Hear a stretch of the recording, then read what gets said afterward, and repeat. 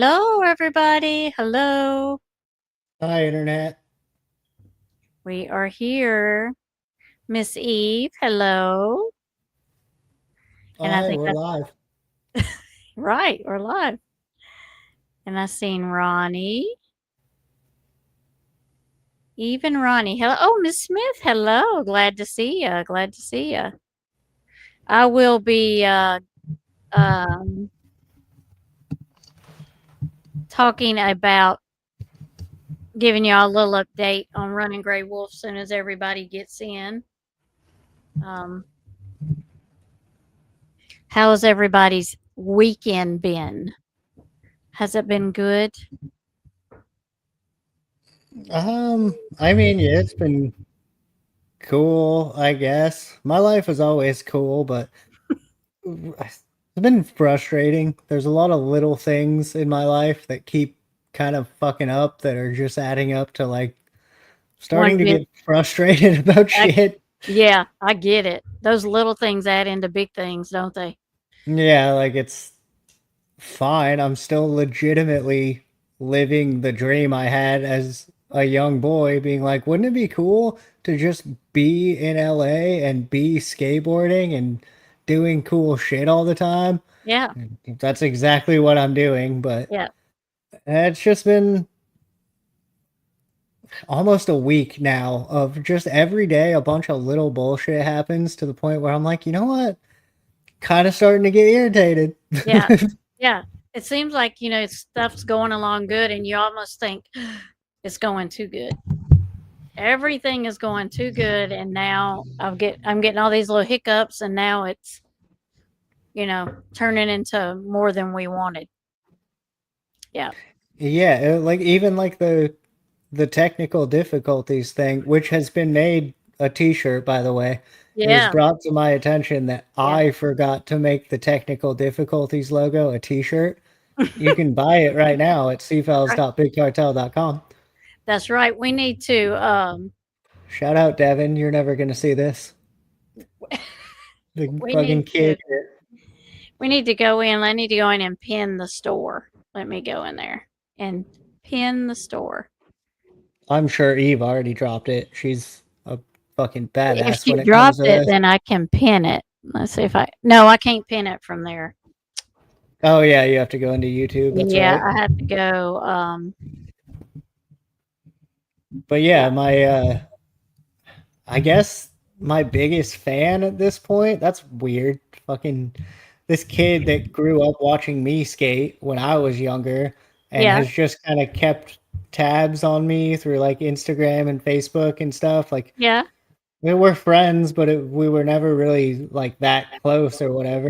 But now that I'm doing the Carney Enterprise thing and making merch and trying to make a brand and whatever, this kid told me he puts money away every paycheck so he can get like a T-shirt or the new deck of cards or whatever random shit I drop. I'm like, dude, really, thank you. Like that's awesome. right.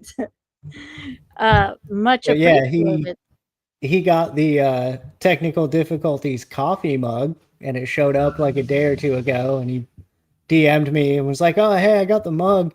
Dude, you really need to put this logo on a t-shirt." And I was like, "It fucking Right. is, man." And he's like, "No, it's not. I would have bought it if it was." I was like, "Oh, Oh shit." man.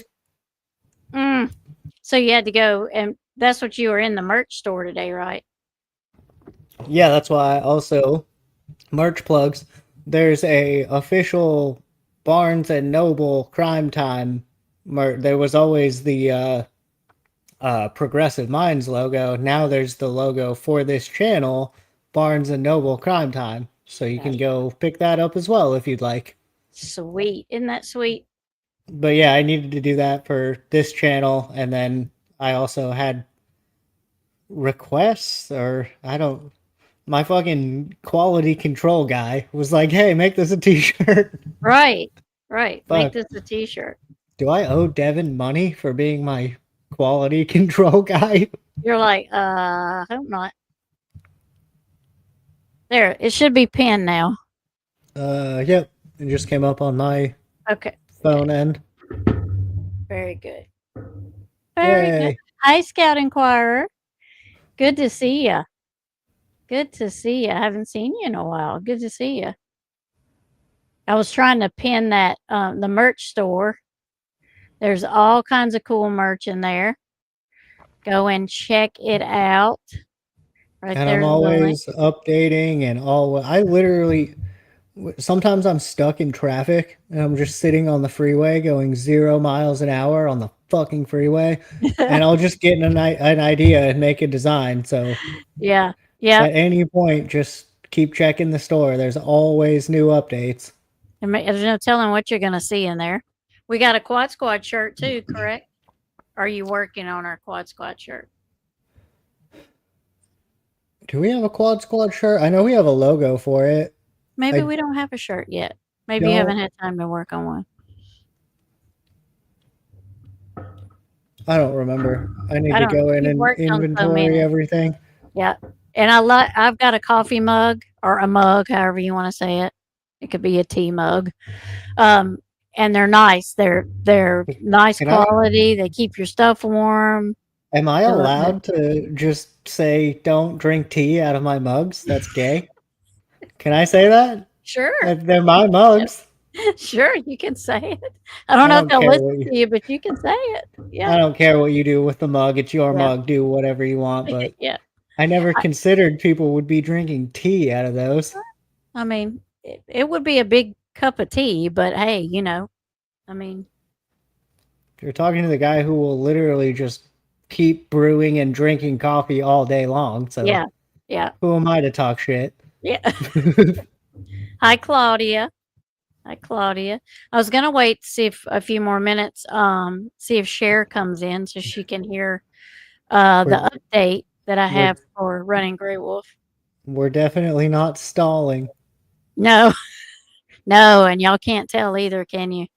On that note, is coffee really that much of a Washington State thing? Like, do where you're at, do people drink coffee all day and or in the evening? Oh yeah, yeah, especially like the older people around, here, they'll like in the middle of the day they'll make a pot of coffee.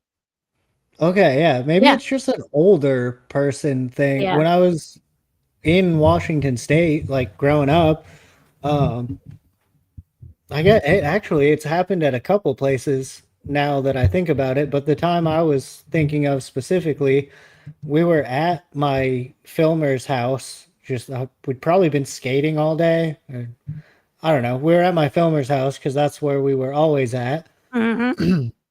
And it was like 6 or 7 at night, and we were like sitting there watching cartoons or doing Mhm. whatever.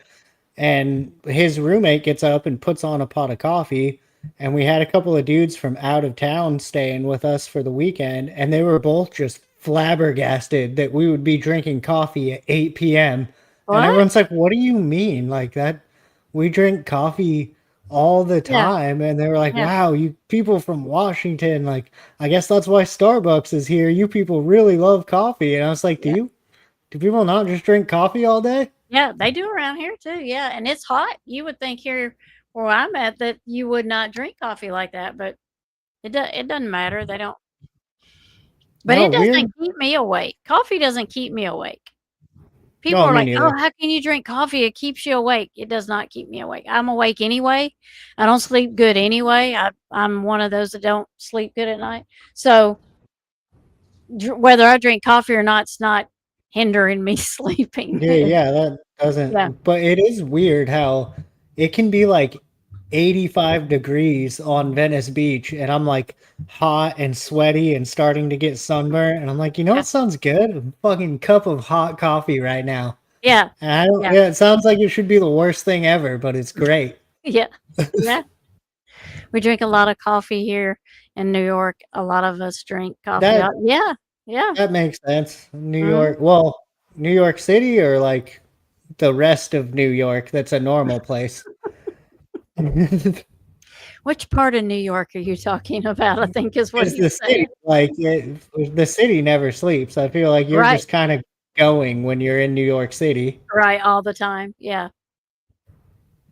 I have 1 cup of coffee in the morning. That's all you have? Yep. That's Some people are like blasphemy. that. They only need 1 and they're good the rest of the day. Yeah. to have Oh, coffee for yeah. every meal, like it's water. No wonder I'm dehydrated. Right? Yeah, that's true. That is true. See, I wish I could do that, Claudia. My stomach can't handle fucking anything. I have to just drink black coffee. Yeah. Oh, you can't put anything in it? I mean, I could, but Yeah, I get it. Yeah. nothing. It would have to be like fucking what's that fake sugar shit, Splenda or whatever? Yeah, That just yeah, tastes like chemicals. yeah. Yeah, I can't have processed sugar either, so, um oh, here she says.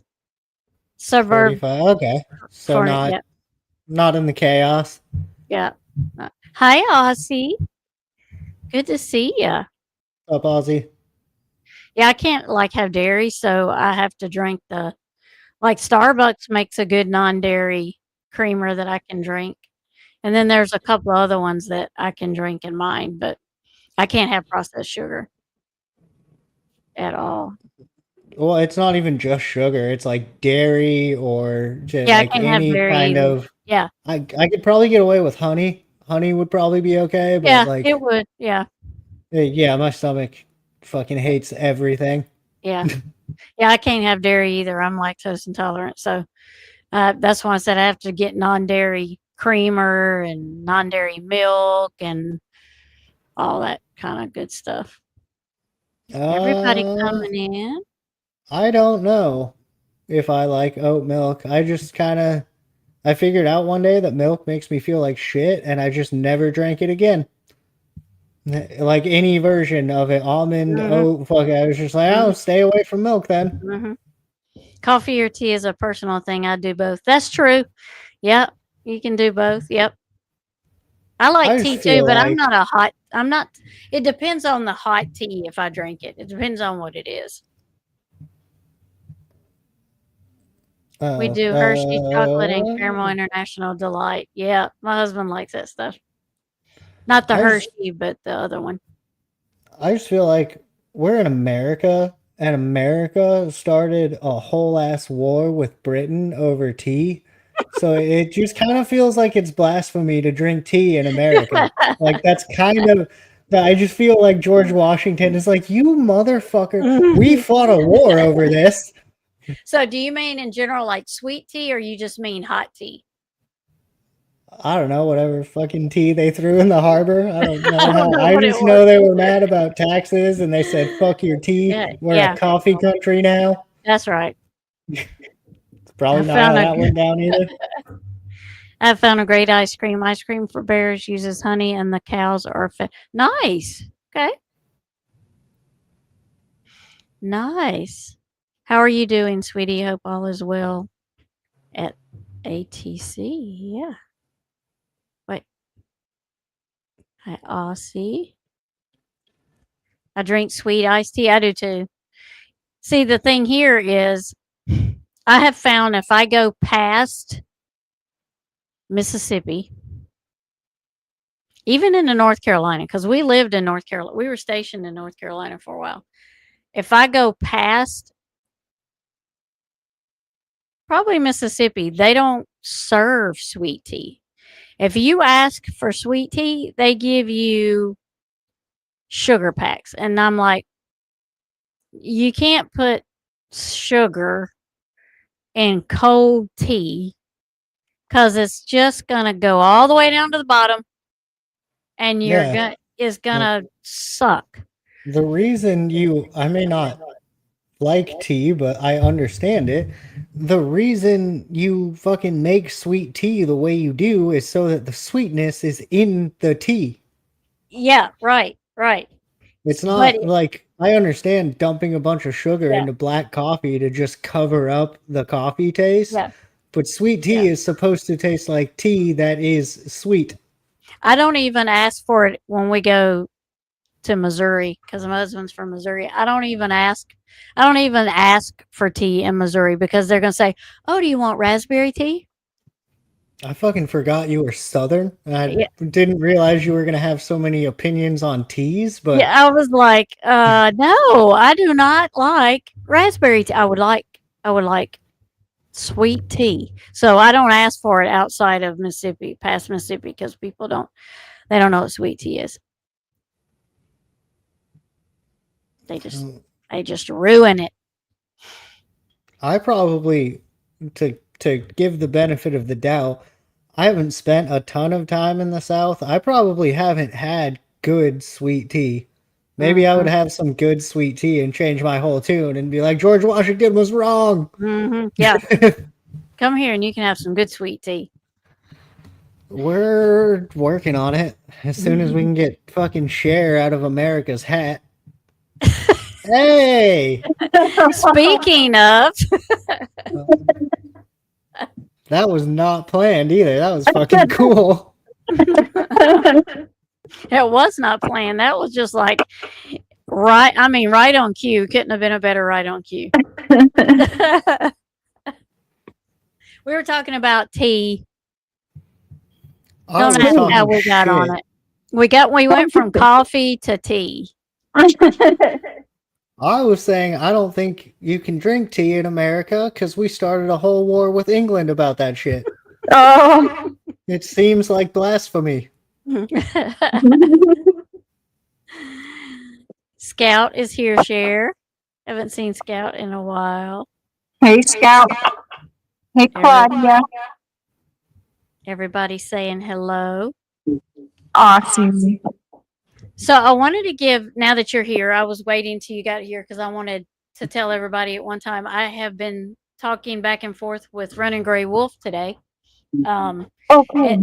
She is a little better, but she's got a little road ahead of her because she had a really bad, she has bronchitis really bad, and her breathing's really bad. So she is in the hospital, and she does taking breathing treatments, and she's on medicine for that. But she said she felt a little better today, but I think she's going to be in there a little while, at least until her breathing is where they're comfortable with her going home. Because they said that she had it pretty bad, I think. So I think they want to keep her to monitor and stuff. So, but she was talking back and forth to me on the texting me. I didn't call her because I knew, that when you got bronchitis, that takes a lot of air and a lot of energy to talk. I know, because it's just no fun. So I didn't want her talking and wasting her breath and her energy. So we just text back and forth, probably about an hour today. So she does have fluid on her lungs, um, and she said she had the when you have bronchitis you have the pains in your under your rib cage and stuff. So Oh, but yeah, it's no fun. yeah, she said she felt a little better today, but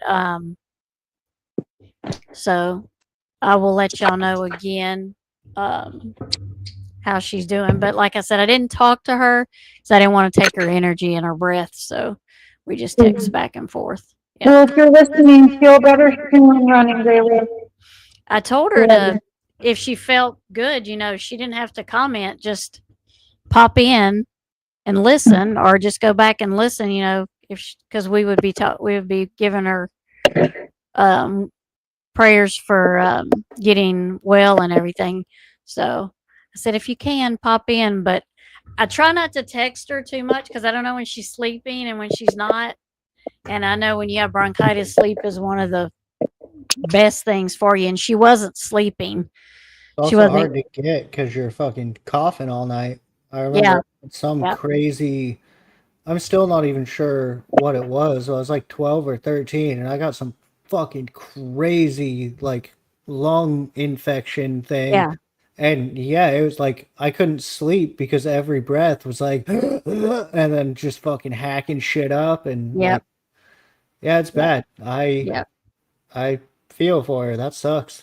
Yeah. And she can't sleep because when you go to sleep in the hospital, they come in there like every freaking. Well, that too. Every hour they're fucking taking your blood, taking your vitals, doing this, doing that. Yeah. Yeah. And then So, they tell you like, "Oh, get some rest, but let me fucking poke your arm with this needle." but guess what? I'll be back in like 30 minutes to bug you just when you're drifting off to sleep. I'm gonna come back in here and wake you up. Oh, when I was in couple of years ago when I was finding out I had Crohn's disease and I had to go to the hospital, the fucking blood lab people would show up at like 4:30 in the morning and fucking stab me in the Yeah, arm and draw my blood so they could yeah, get it tested. yeah, Thinking back, they have to do it early in the day so they have time to process it by the end of the day. But the yeah, first night, dude comes in, it's like 4 in the morning. I like yeah. wake up. He immediately pokes me in the arm. He's like, "Oh yeah, Mhm. you're gonna fucking hate me." And Yeah, yeah, by the end of my stay, I hated that guy. yeah, yeah. Plus, it's early in the morning. You haven't eaten or drank anything, and that's the other thing. They want to get you before you Well, eat. I wasn't really doing a lot of that anyway because I was Yeah, in there because my stomach was fucked up. So they just yeah, had me on liquid nutrition through an yeah. IV, basically. Oh, yeah, yeah. That's right. Hit that thumbs up. Go check out the merch store. If you haven't checked out the merch store, we got some new stuff in there. Seafells, we call them vampires. That's true. Speaking of which, Oh, we're so far off John Benet Ramsey right now, but we may not be if we talk after, conspiracy. well, afterwards, I got out of the hospital and they were like trying to make sure everything was going to be okay. So I had to go back to just the regular doctor's office I think it was like every other week to keep doing blood tests to make sure Oh, shit was like still getting better. yeah. So this one day I'm in there and the little chick that I'm assuming she like just got out of school or whatever, the little chick they had drawing blood fucking could not hit my vein. It just I poked me hate and that. poked me and poked me. And so I'm like, God damn it, like whatever. Finally gets it and I leave and I'm like, that was a pain in the ass. Like I really don't want to have to come back and do that again. Yeah. And then I get a call the next day and even the lady on the phone sounded terrified. But she's like, "Hey, so can you come back in and take another blood sample?" And I was like, "What? I mean, I can, but like, did you not get enough yesterday? Like, what the fuck?" She's like, "Well, we don't know where it went. We fucking lost your vial of blood somewhere in the world. So Nice. How can you wonderful. just come back and give us more blood?" I was like, "What the Sure. fuck do you?" Yeah. Okay, sure. So Sure. yeah, vampire stole it. Yeah. Oh my God. Yeah. So, yeah, because I can just let you take so much from me every day. Yeah. Oh my gosh. What's that say? Sorry. Yeah, yep. We're all here. Well, three of us are. Three of us are. So I've got the, um, don't you just love them? Yeah. Oh, Taking your blood and poke you 85,000 times. Right. that same chick, just I guess to wrap that up real quick, I went back like a couple of weeks later to do the same thing, and it was that same chick, and I like sit down in the chair, I'm like, fuck, here we go. And she like tries it a couple of times, and Yeah. she could tell like I was already fucking pissed at her. She's like, Yeah. and she like walks out and fucking calls for another nurse. Yeah. And then the nurse that has been there for 35 years too long walked in. Like that lady that just fucking runs shit there. She's like, "So, I heard she can't hit your veins." And I was like, "No, like it's all good, like it's fine. I understand you guys do what you need to do. Like sometimes my veins are hard to hit." She's like, "No, honey, I could throw this shit across the room and hit your vein. Don't worry about it." And just got me. And I was like, "Oh, perfect. Thank you. That was very easy." Nice. Okay. Hmm. So we're going to look at John Ramsey and Patsy Ramsey's interview tonight. It's not very long. Um, I looked for another one, and oh, wait a minute, I missed it. I gave them the 3 times rule after that. Yeah. Yeah, Mhm. pretty much what happened. And then the new nurse Yeah. was like, I can do this shit fucking blindfolded. Don't worry about it. And pretty much did. She like kind of looked at my arm and just went, got it. Maybe the other girl will eventually be that way. I hope so for the sake of her job because she Right. was fucking bad at it. But we're gonna watch this one. I looked to try to get some more interviews of them. I mean, like there's a Dr. Phil one, but I'm not using his because he'll strike me. There's not a lot about the Ramsey's case. I don't know if it's because of it being 30 years ago. It just wasn't talked. There just wasn't a lot of, like, now we've got all the YouTubers that do things and analyze it. There just isn't a lot on John Bonet. But I want to watch this interview, and I want to watch Burke's interview and see what y'all think. Tell me what y'all think about just because, like, this was almost 30 years ago. Well, the interview would have been like the next year, right? Because this happened right at the end of the year. So this would have been even longer ago. This will be, well, not, when did she? 19, when was it?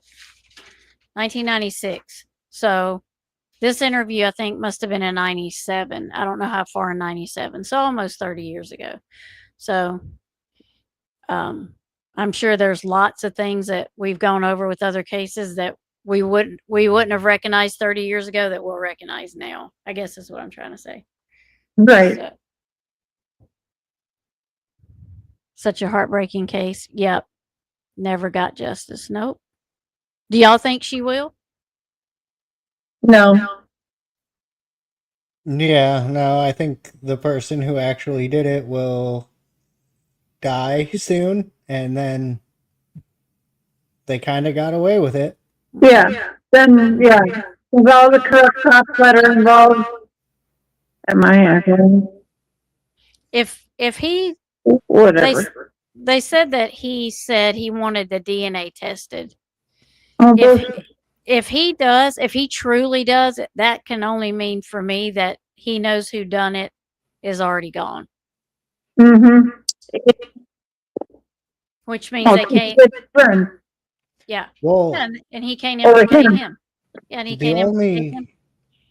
only DNA they have is the the only DNA they have is the DNA that was found in her underwear and under her fingernails, right? Yeah, and it's said to be that it's probably the worker at the shop that made them. Lots of times they prick and get blood on them. So that might be the case. Oh no. It happens all the time. Like, did I miss something? I thought we were talking about the SA evidence. Did they find other evidence? Yeah. Yeah. Or not evidence, DNA, I mean? Mm-hmm. Yeah. That the new DNA. I don't know if he wants the new DNA tested or he wants. I think there is new DNA, and he wants it tested. And I'm like, I don't. Either he knows that the person that maybe committed this is no longer on the earth, and they can't. Well, my theory has Implicate always him. kind of been the person who assaulted her is not the same person who ended her life.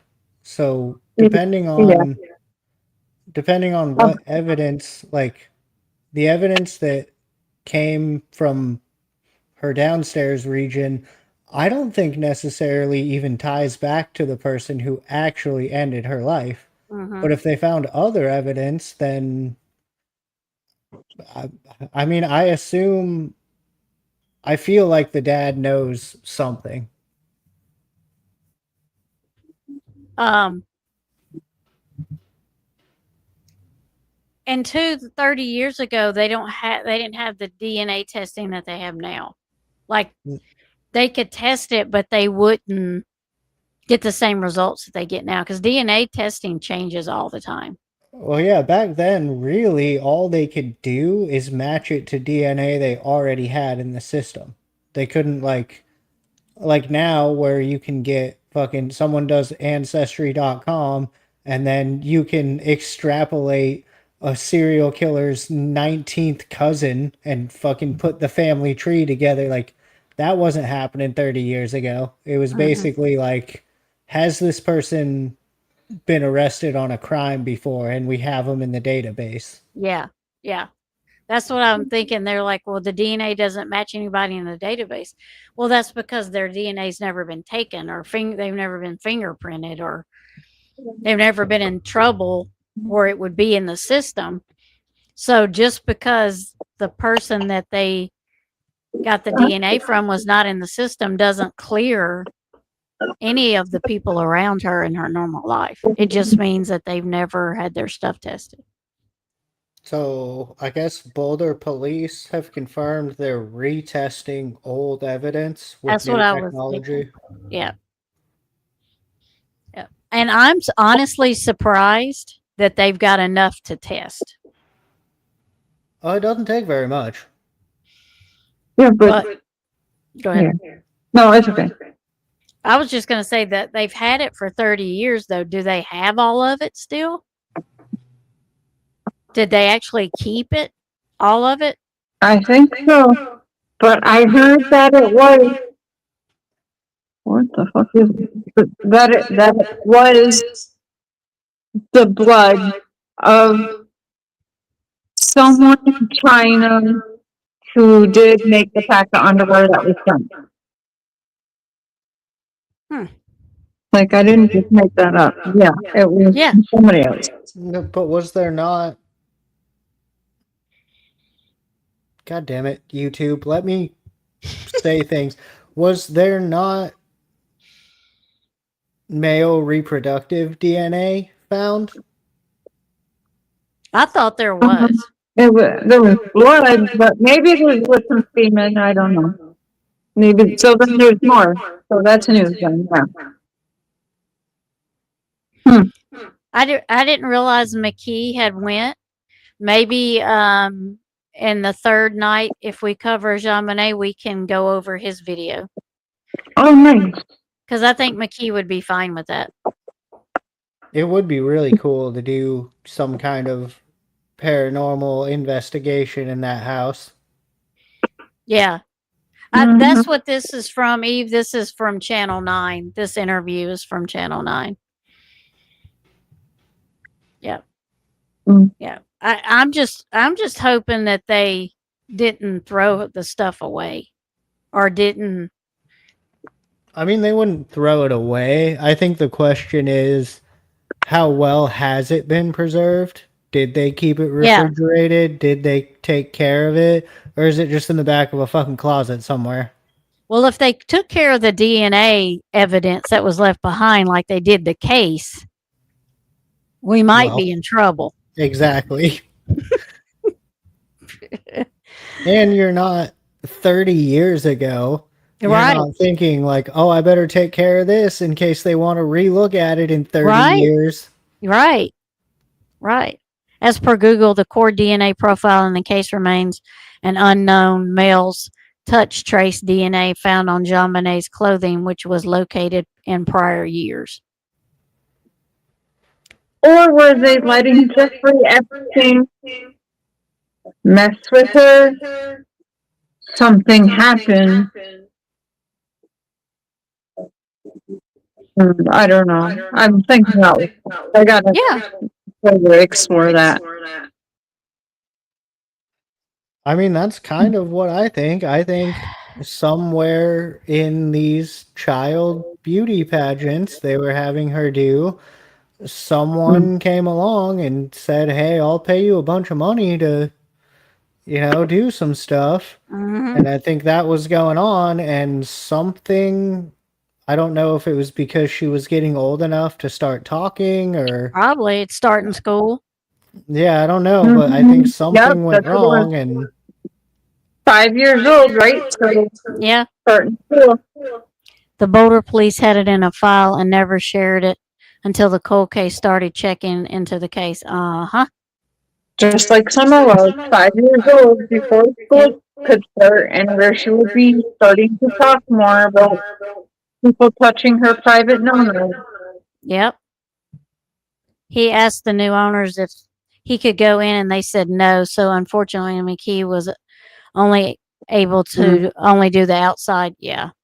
dang, that's a bummer. It'd Yeah. be really cool to get in there and actually like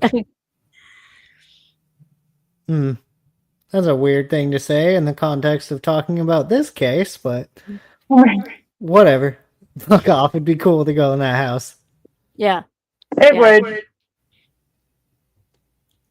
McKee is he used to be, well, he still is a paranormal researcher. And he goes and he'll do the spirit box and different types of boxes, ghost boxes and different things at places that are like he went to the Watts house. Yeah. And he's also a demonologist. So Okay. yeah, he's also a demonologist. So he's been around since I've known McKee since before the Watts case. So I've been watching him for a lot. I met him through, I'm pretty sure I met him on Armchair Detectives channel. And then he used to be friends with somebody that I won't say on here. Yeah, and he does sing. That's right, Scout. Oh my God. He does. He has his own music. Yep. He does sing. I forgot about that. Yep. Yeah, he does. Well, I won't mention the other person that he's used to be friends with. Cher kind of likes him, but I don't. See, there you go. I wasn't gonna say it. Who is that? Wait, no. Who was it? It's in the private chat. No, it's up there. It's up there. Scout. Someone no, is fucking I'm not paying attention to the show. Sorry. No. I'm good with that right now. He's huh? What'd you say? I'm good with that. Right, actually, something just brought to my attention like a day or two ago. And yeah, I'm not happy. I'm stepping away again. Okay. You should stay away forever and ever. Yeah. Okay, we won't go down that road because you know how I feel. We won't. No, I'm not going back down that road. I'm listening to you this time. You win. Okay. Very good. So this is fuck that guy. I'll say it. That's right. There you go. I It's don't know. Weird that people on the internet don't like me. I couldn't ever imagine why. No, just because you tell them what you think, that's okay. It's because within 4 seconds of hearing about a guy, I'm like, all right, well, fuck you then.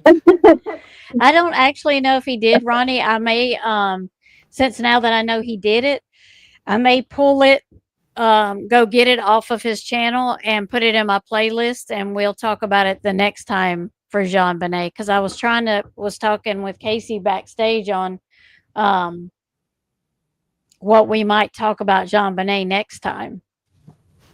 Channel 9 News, Colorado, JonBenet, you can pull a lot about this case. Okay. I found this when I put in Channel 9. This is all I got. But that was, I don't know, like when I first started this like 2 weeks ago. But a lot of the stuff is like the reporting of the first, like the first reports of telling about it on the news, and it's only like a minute or two long. And then another video is like the outside of the house, where they're telling you the what the inside of the house looks like and stuff. So I was trying to find something that was really long enough for us to look at and that we could actually discuss. Because if it's like a minute or two or even 5 minutes, that's not even. I mean, there's not a whole lot we can discuss on that. But yeah, I'm gonna try, Ronnie. I'll look and see what McKee's how long his video is, and we'll watch it. Because I didn't know he went. I didn't know he went. That's cool. Shit. Yeah, I'd be down for that. That sounds interesting. I Yeah. sit here and watch. There's a couple. I understand a lot of it is probably fucking made up YouTube bullshit, but it's kind of the same thing as wrestling. I just let myself get sucked into the story. And there are a couple paranormal investigator YouTubers that I do enjoy watching. Yeah. But I also you can tell they're like pumping sounds in and it's edited and whatever, but like fuck off. Let yourself have some fun. Right. Yeah. Right. Don't be too caught up and serious about it. And I'm not saying that about fucking Homeboy you guys are talking about. I'm just saying like I get that a lot of the bigger paranormal YouTubers are bullshit, but it's still fun to talk about. Yeah. Well, the thing is, they can't. I mean, if they honestly went, which it would be. This is probably why I could never do that, because it would be us sitting in a house all night going, fucking, did you hear anything yet? Yeah, and if we didn't, I would show you. I didn't get crap. This is what I got all night was crap. But because I couldn't just add stuff in there, because for me, that's disappointing. When I go somewhere, I dang want to see something. Come on, ghost, let's go. Show me what you got. Come on, spirits, I'll talk with you, because I'm not scared of none of that. And my grandkids will tell you all the time, they're like, no. Why do you call the ghost spirits in? And I'm like, I'm just not scared of them. They don't scare me. So, in the words of Violent J, don't be haunting me. You the one that don't be haunting me. You the one got polio and you the one that died, bitch. Which, yeah, he's got a point. Like, you're the one that's fucking dead, so I don't know, deal with it. Yeah. So, I mean, that would be me. I would have a hard time, like, making stuff up, because that's disappointing. That's disappointing to some people that really watch it and they really want to see something. You know, they're really excited and they really want to see something, and then there's just nothing. Well, right. Like, I found some of these people because I was trying to, like, I wonder if anyone has caught any cool evidence and like if there's anything legit going on in the ghost hunting world. And then I stumbled upon these couple of channels and I was like, damn it. Yeah. It's so entertaining. Like, I know this is bullshit, but it's so good. Yeah. Oh my gosh, it would be comical to watch. You probably right. Yeah. I really am not. I am not afraid of them. I just am not. I'll just be talking shit all night, whether they're around or not. I'll just be yelling shit into the darkness all night. Right. Yeah. And I would not particularly even go. I'm not the one that likes to provoke them either, because there's a kind of. You don't, but you know I got your back. Yeah, but I think it's for me because it's on a spiritual level. I don't want to disrespect them. Yeah. And I don't want them to disrespect me, because they can do more things to you. They can follow you home. They can make all kinds of havoc and stuff. And I just don't want that. I want to have that level of respect with them. Like, but don't come at me. And I, you know, I won't try to banish you and that kind of stuff. But I mean, I'm just not the one that goes in and tries to provoke them and bring out but I would talk to them. You know, I would ask them questions and talk to them, but I wouldn't provoke them. And I think a lot of the ghost hunters do that because it's. Well, yeah, they're trying to get. So if something actually happens, that really is gold. If they can talk enough shit and get a ghost to move a chair or fucking do something, then like that is gold. But it's also, I think, something people need to keep in mind when they're communicating with spirits is spirits read energy. So if it like everybody, and Tammy will agree to this, everybody always tells me I have a trickster energy about me.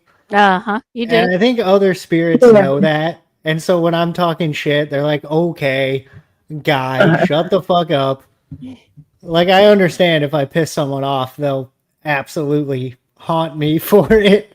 But I've found that, like, I can kind of play with spirits a little bit, and they're like, okay, fine. I'll play this game for a couple minutes. Yeah. Casey also has spirit guides that have quite the humor. They're humorous.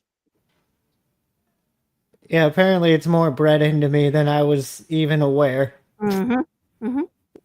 Claudia, I did. She did call me, and I told her what that spirit was. She did call me and ask me about it. Afraid of the lit, right, Aussie? 100%. 100%. Yeah, yeah. She called me. She called me. She called me. Yep. She called me. I'm trying to catch up where I'm at.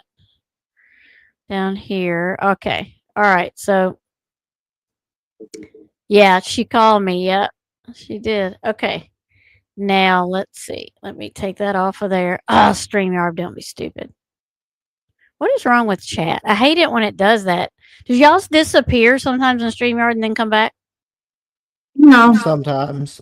You've seen it do that? I'm just like, what the fuck? Yeah, it's happened to me, yeah. Okay. John is up on the screen. Here he is. There's not really an introduction to this. It goes right into him talking.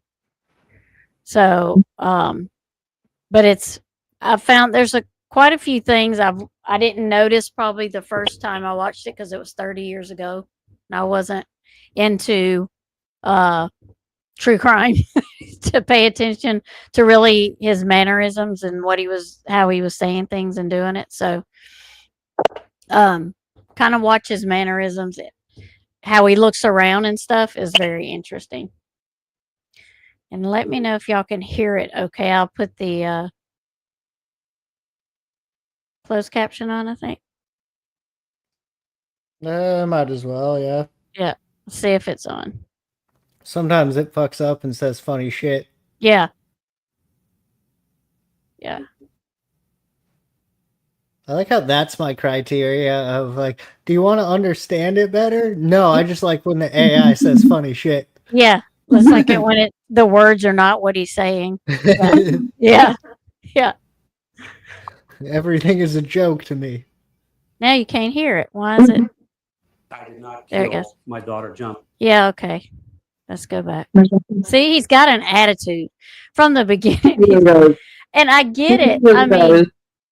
I mean, if you've been harassed, I guess, because I don't know when this one is. I have to look at the date.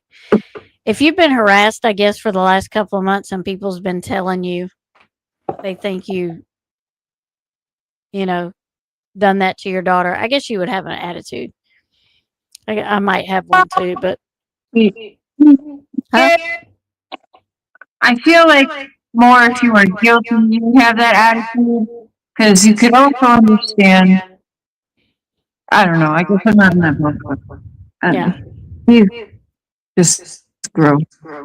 Yeah. Well, I can see kind of both sides. I can see being innocent and having people spread a bunch of rumors about you and how shitty that would be. Yeah. I can also see it's kind of like when you catch a little kid doing something and then they get mad at you. Why are you questioning me about shit? Like, why are you so mad about shit, bro? Yeah. How dare you? Yeah. Yeah. Yeah. And so, and I think had they not went on vacation, I know it was already planned, but had they not went on It doesn't vacation, matter. huh? That shouldn't matter. Planned or not planned. That should not have happened. But Right. right away, he was, get the choppers going. We gotta go. Mm-hmm. That's a bad look. Yeah. I mean, every time my daughter gets kidnapped, every time my daughter gets killed, I go on a family vacation. Yeah. Right. Just like in Sebastian Rogers' case, when Katie and Chris Stinky Feet, they left the house for 3 months right after he went missing and left a Oh my blanket God. outside on the porch for him in case he came back. Yeah. Well, didn't fucking Casey Anthony go party for a while? Well, yes, she did, but I have yes, she did. I have unpopular opinions on that. Yeah. That might be a good And one to go over. I spoke to, for a while, George Casey. Or, yeah. I spoke to the dad, is what I mean. Sorry. But anyway, Yeah. I mean, regardless of, like, it was wrong. you can argue about what she's doing, and you can argue that people have different reactions to trauma, and, like, there is a full conversation about that, but it is a pretty bad look when your child ends up passed away and then you're immediately partying in what was like Mexico or some shit. Like, he wasn't just hanging out, you know. Yeah, no. Yeah. Straight up partying, getting drunk, and tattooed. Yeah. So it just looks bad. I mean, Yeah. But to get back to, I mean, it also looks bad for Mr. John Ramsey here to be like, well, damn, my daughter done got killed at it. Anyway, we're going on vacation. yeah, there's nothing I can do about it, so here we go. Mm-hmm. Yep. To those of you who may want to ask, let me address very directly, I did not kill my daughter, John Bonet. There Hold on. have also been innuendos. To quote, I can't even say he's one of my favorite people. I hate Hillary Clinton so much. To quote one of my favorite presidents, I did not have sexual relations with that woman. I can say stuff too, John Ramsey. Mm-hmm. I didn't inhale. Well, okay, fuck off, Bill Clinton. Yes, you did. But you didn't have sexual relations with that woman, that's for sure. No, not just that one, probably more. Yeah, it was actually several. Yeah. You're right. It wasn't just that woman. That's the part where he's not lying. You just don't know that he means it was like probably Plural. 30 other ones too. Yeah, it was plural, not just one. In 1997, close to the Ramsey home, a little girl was assaulted while the mother was asleep. The little girl attended the same dance studio as John Bonet. Very interesting. She was just assaulted, though. Well, that goes back to my theory about... I mean, not just assaulted. You know, I mean, that's bad enough, but I mean, they didn't take her out or nothing. That kind of goes back to my theory, though, about how do I say this without... There was a criminal organization involved somewhere. Like, they were targeting these kids, and probably, I would assume, money was changing hands.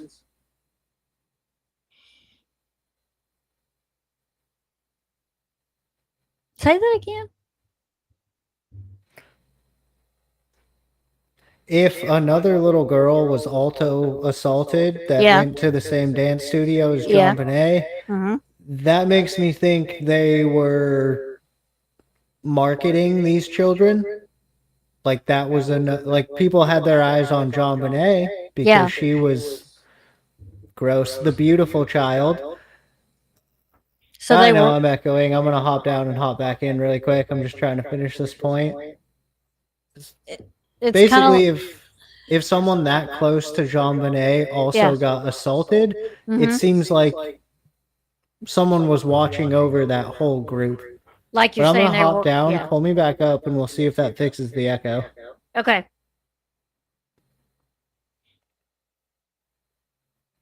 The mom had heard a commotion and ran him off with her pepper spray, but he's still. Oh, she still passed away. And it's kind of like they were watching that school,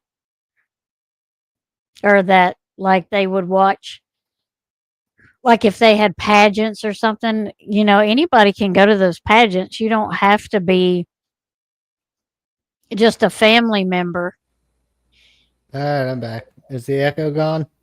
Yeah, I don't hear an echo. Do y'all hear an echo? I don't hear one. I usually have a hard time hearing them though. It's gone on my end. Yeah, Okay. it wasn't very bad, but it was enough that I was hearing it too. Okay. I was just saying that's probably like if they have like pageants and something and stuff, people can probably go and not. You don't have to be a family member. Anybody can go to those pageants. So it could have been somebody like that, watching the girls like that. Well, right, yeah, it could be just some random. It could be the neighborhood creep that just knows, or it could be some sort of high level Epstein-esque trafficking ring that was Mhm. like maybe trying to kind of groom all these girls that Yeah. were in the dance studio and in the child beauty pageants and stuff. Yeah. Exactly. Was the child that around John Bonet's age? Do y'all know if she was Well, I would have to imagine, but televised? Yeah. yeah, it could be a creepy gardener or it Mm. could be some Epstein level, which is what makes all of Oh. these cases so hard. Oh, It could she was just be older. Way older. it could just be a fucking crazy person. Like that's a possibility. Yeah. Could also be some Epstein level like worldwide global conspiracy. Like Right. that's why it's hard to really put a theory together. Mhm. Yep. School events, and it could be, since they did go to the same dance studio, who knows, maybe both parents worked for Lockheed Martin. Did both parents or was it just I don't him? know. I'm saying they could. They could have a connection like that. The 14-year-old girl could have been her dad. Her family could have been connected to Lockheed Martin too. I misunderstood. I thought for a second you were saying both the Ramseys had a connection. I was like, what? But yeah, it could have been another Lockheed Martin employee with a daughter. That Mhm. is possible. Because John worked for them. So But now we're getting into a conspiracy where Lockheed Martin is part of a global trafficking conspiracy. yeah, and I'm definitely not saying that, but um, but at the same time, like that's yeah, fucking not the craziest thing I've ever said. yeah, yeah. By what the documentary, yeah, right, yeah. That's all we can go by, is the information that's put out there. That's why I said there's not a, a lot on Jean Bonnet. Like if you look at Jean Bonnet's case, there's a little bit on it, but not a lot. But if you look at the Watts case, there's tons and tons and tons of stuff. It's just so weird how some cases there's tons of information on, and some cases there's hardly any. And being in a kind of I guess, a fancy neighborhood, however you want to call it, rich neighborhood, and being that he made as much money as he made, you would have thought they would have made this more of a high profile case. It doesn't seem like it got a lot of attention.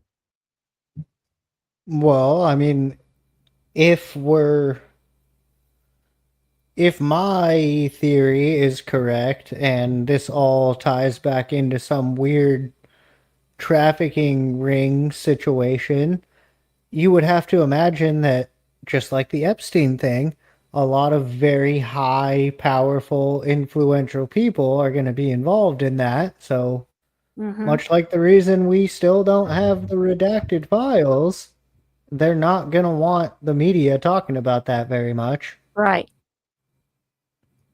Right. And I know this is 30 years ago too. That's why another thing is so much has changed in that 30 years. Like now there you got YouTubers in it. You know, you got YouTubers, sleuths and people Well, and and everything's documented now. Like, I yeah. can find, sounds very stalkerish, but I can find pretty much anything out about anybody if I just look hard enough. Like, Yeah. unfortunately, we live in an age where actual privacy is completely gone. I Yeah. have seen people, I've witnessed with my eyeballs, I have seen people get mad at someone else on the internet, figure out that person's name, and then pay money to have a background check ran on that person, and it just pulls up everything about them. Yeah. You couldn't do that 30 years ago. No, and he didn't have to worry about people like us getting on here and having podcasts about his daughter and what we think and the different avenues and the things that could have happened and the police missed this or here's a clue or what did he mean by that. You know, there's he didn't have to worry about it constantly being on YouTube. Or even No. just like um what would you call that? Just the culture now. Like back in the day before the internet, there was no Instagram, there was no Right. Twitter, there was no anything. So like even if a cop isn't necessarily trying to leak any information, maybe he gets on his fucking Twitter page and he's like, "Oh, found some new breaking evidence in this case." Now you're gonna have all the YouTubers and all the Hmm. sleuths and all the everybody looking into that, and it's like Yeah. kind of a chain reaction. Where 30 years ago, if a detective broke new evidence on a case, was he gonna he's gonna go home and tell his wife? Like there wasn't really a way to broadcast that out Right. until you got to the news station, and like, it just took longer for information to spread around. Yeah. And the news station wouldn't always put out what you went and told them. They would pick and choose what they thought was going to get them the most attention or the breaking story or whatever, you know. And Oh, you mean so, like YouTubers? yeah, I mean, YouTubers just get up here and tell and say it without, you know. Well, it's kind of like reporters Googling now, fucking anyway. anything? Yeah, reporters kind of do that too, don't they? Yes. Yeah, I've been saying this for like 2 Yeah, years. yeah. YouTube is just becoming mainstream media. Hmm. Everything everyone hates the mainstream Yeah. media for, that your favorite YouTuber is doing that too. Mhm. Yeah, because like now I've been told that Chris Watts hates it that so many people are talking about this case again. He don't want us talking about it. Well, guess Bummer. what? Don't kill your kids. Fuck you. Guess what? Now that I know you hate it, I'm going to do it even more, Chris. And now that I know NK hates it, I'm going to do it even. I'm going to do it double, just because you hate it. Oh, I was trying to start some shit with her last episode. I was talking all the shit, dude. I know. Dang it, she must not have watched, probably not watched my little bitty channels, but maybe if somebody huge was talking about her, she might. You never know. I randomly had fucking Ryan Upchurch just internet stalking me for a couple of years. Like, weird people find your shit. Yeah. Well, I haven't had that happen yet, but unless they're stalking it and not showing up, you know what I Unless mean? they're being bushwatchers and not coming in the chat and saying hi. That's right. That's right. It's there's ironic because you'll like the video. We're at 13 likes and 13 people. You'll like the video, but you won't say hi. right? Yeah, you. I saw you. You liked the video. Didn't say anything. I did that in Casey's chat a while ago. I said, "Hey to everybody in the bushes." Oh yeah. Nowadays, there's more ways to there's more ways to get information and put it out there. It's not like when he turned his TV on or he got on the computer maybe back then. It wasn't worrisome What for year him. was You this? know? Yeah, 96. Yeah, computer, he technically. probably had one if he had all that money. No, he did, but it was like the very first ever fucking Huge one. Macintosh. Yeah. They had to plug that shit into a diesel engine to make Yeah. it run. You could pick it up and kill somebody with it. It was so big. Could probably wouldn't even pick it up. Probably like two dudes placed it in your house and that's Yeah. where it stayed. Yeah. The Yeah. fucking piano. Right. YouTubers, cold case profilers, and DNA is so much, but it is, and that's the thing. For 30 years ago, he really didn't have that. Now I think he's been experiencing it over the last few years because I know he's been on several podcasts talking about it. So, and I think that's. Hey, it worked. Sorry, someone just said they're watching from the bushes. Me talking shit worked. Hey, Diane. Diane's watching from the bushes. Diane's See, like we don't me. bite. She hangs out in the bushes sometimes. Diane's like me. I do that too. The bush is too comfy, and I don't. Right? I get it. I get it. Thanks by coming in. Yeah, I My get it. ex-girlfriend got me with that same trick. I ain't letting the bush trick me anymore. I will pass on that one. And it was dial up. It was dial up. This is going to be shocking. I date hippies. Some of us don't shave.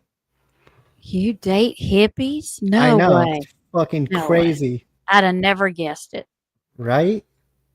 Being as I'm such a high white collar professional guy and all.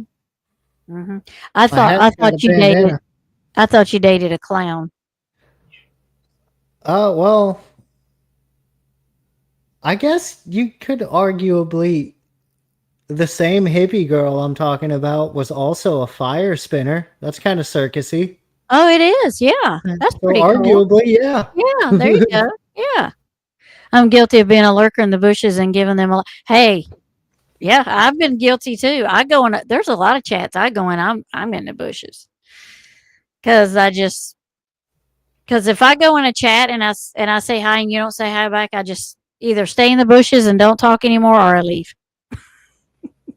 I do. I just leave.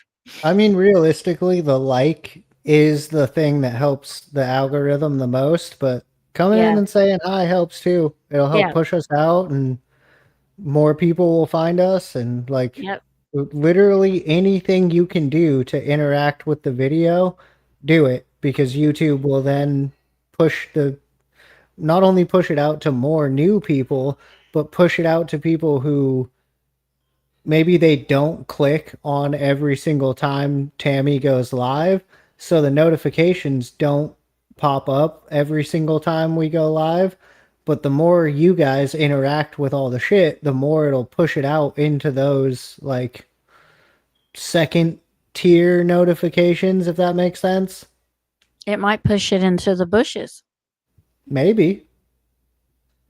With 3 grandbabies, I end up in the bushes. That's hilarious. Well, that's been known to happen, I guess. But I feel like the grandbabies, well, by proxy, I guess, didn't they have to come out of the bushes at some point? Yeah. Yeah, but they put you back there. Yeah. It's like Ace Ventura and the Rhino?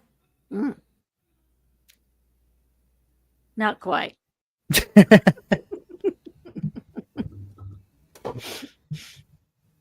I don't know what this show is anymore. I don't either. It's what it is. How about that? Next time left us alone again. She did. She left us alone again. I'm telling you. I'm getting a complex. We talked about this the other night. Can we get going with this interview? Right. What do you mean? Right. This is my It's interview. squirrels. It's squirrels. It's squirrels and squirrels. So I was going to say something, but it's left me, so I guess it doesn't matter. Maybe I'll think of it in a minute. Apparently, the audience is getting antsy to hear what Mr. John has to say. And how he has to say it with such an aggressive attitude. Been or was sexually molested, I can tell you those were the most hurtful innuendos to us as a family. They are totally false. John Bonet and I had a very close relationship. I will miss her dearly for the rest of my life. I'm Patsy Ramsey, John Bonet's mother, and I'm grateful that we are finally able to meet together face to face. I'm appalled that anyone would think that John or I would be involved in such a hideous, heinous crime. But let me assure you that I did not kill Jean Bonet. I did not have anything to do with it. I love that child with my whole of my heart and soul. Mr. and Mrs. Ramsey, what do you want to say to the killer of your daughter? We'll find you. We will find you. I have Will that you? as a sole mission for the rest of my life. Okay. He says that when he goes on other podcasts, he still says that. He still says, I will find you. Well, okay, granted, this interview was 30 years ago, so all right, whatever. Now, in current day, if he's still saying, I will find you, why is he, Mr. Moneybags, not just funding every single DNA test and to leave no stone unturned? Mm-hmm. Which I know you said he does want he wants a new DNA test, but like, Mm-hmm. wouldn't he have spent this last 30 years just pouring all of his money into this? Yeah, I would think. I mean, he could have had that DNA. Like, to be real about it, DNA has been changing for a long time. So 10 years ago, he could have asked for that DNA to be retested and would have had better results than he had 30 years ago. Well, right, that's what I'm saying. Why was he not just every time there was a major advancement in DNA testing, which does happen a lot, you're right about that. Why would he not be like, okay, I want the new test and the new test and the new test and put like go over the autopsy again and like look through all the details of that and like if your whole life's mission is now being hell-bent on finding this guy, why haven't I heard anything about it for the past 30 years? Well, the only reason I would think that he wouldn't ask every time is how, like I had said earlier in the show or podcast, how much of it did they save? How much of the DNA do they have? Like, eventually they're going to run out and not have anything to test. So how much of it did they keep? So how many times can they keep testing it? How much will they have left? But even if he'd have asked 15 years ago, it would have still been better than what it was originally. Well, right. I'm not saying do it, every time, right? Every year, but right. It's been 30 years, and this is the first I'm hearing about it. Right. This is the first time I've heard him say, I want it tested. Oh, shit, you hit play an hour ago. Well, you're right. I did. Yeah, but then we had some shit to talk about. Mm-hmm. Mm-hmm. This is also like therapy for me where I trauma dump on you people about how I got caught in a bush one time. Yeah, her body language does say something different. Yeah. That's why I said look at both of them are aggravated. And like I said, I get that they're aggravated. I get that, but put your aggravation into finding out who done it. She And also seems very nervous and like, I guess on the one hand, I can see that being very traumatic and maybe she just doesn't want to do any press, but she almost seems like she's worried about not saying the wrong thing. mhm. She's worried about whatever she says they're going to take it. Or she's going to say the wrong thing and John's going to fucking beat her up when they get home. Mhm. Right, there's been 40-year-old cases that have been solved with DNA. Well, yeah, I mean, no one's ever going to know because the person they're pretty sure it is passed away now, but they're pretty sure they figured out who the Zodiac killer is through DNA, like, what, a couple years ago? That wasn't that Mhm. long ago. Mhm. They caught the Golden State Killer Oh, yeah, several years. yeah, him too. Mhm. Yep. That the brother did, the parents covered it up. I I think the only reason I used to think he did. The only reason that throws me from him is the uh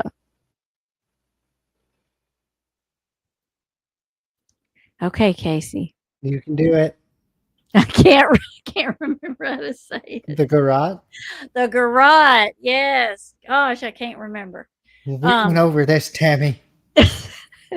I don't think he was strong enough to use that. Now, could he have done something before that? Maybe, but at 9, and I don't know this because I don't know I mean, as old as I am, you would think I would know this about males, but I don't know at what point Yes. If that's where you're going, it works. He could at not have. okay, at 9 years. Okay. That's so I don't that's the only thing that it kind of like for Casey, it would kind of work in toward what you're saying. Like the person that killed her is not the person that assaulted her. That would kind of work for me. That would work because he would do one thing and then the other person would use the garage. Yay, I remember. I just don't know, like, well, obviously there was some sort of uh inappropriateness going on in that house, fucking clearly. I just don't know if I believe that he would be that much of a deviant that young. Because, like, the way she died really seems like somebody living out some sort of fantasy and Mhm. then either getting too aggressive with it or John Bonet was like, I don't want to do this anymore. I'm going to tell someone. And they decided it was time to take her out. But Mhm. it's hard for me to believe a kid that young. Like, it works. You can do the thing, and the thing that happens at the end will happen. Mhm. I just don't know if he would be like sexually frustrated enough to do that at Yeah. that point. Yeah, I don't either. That's yeah.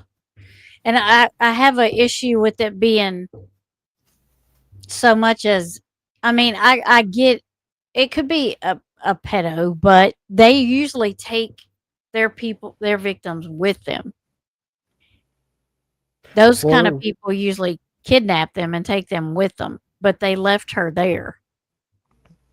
well, that's what's weird about it too, is if this Yeah. was even my theory about there being potentially a trafficking ring involved, wouldn't you want to keep them alive, as fucked up as that is? Like, Mhm. if you're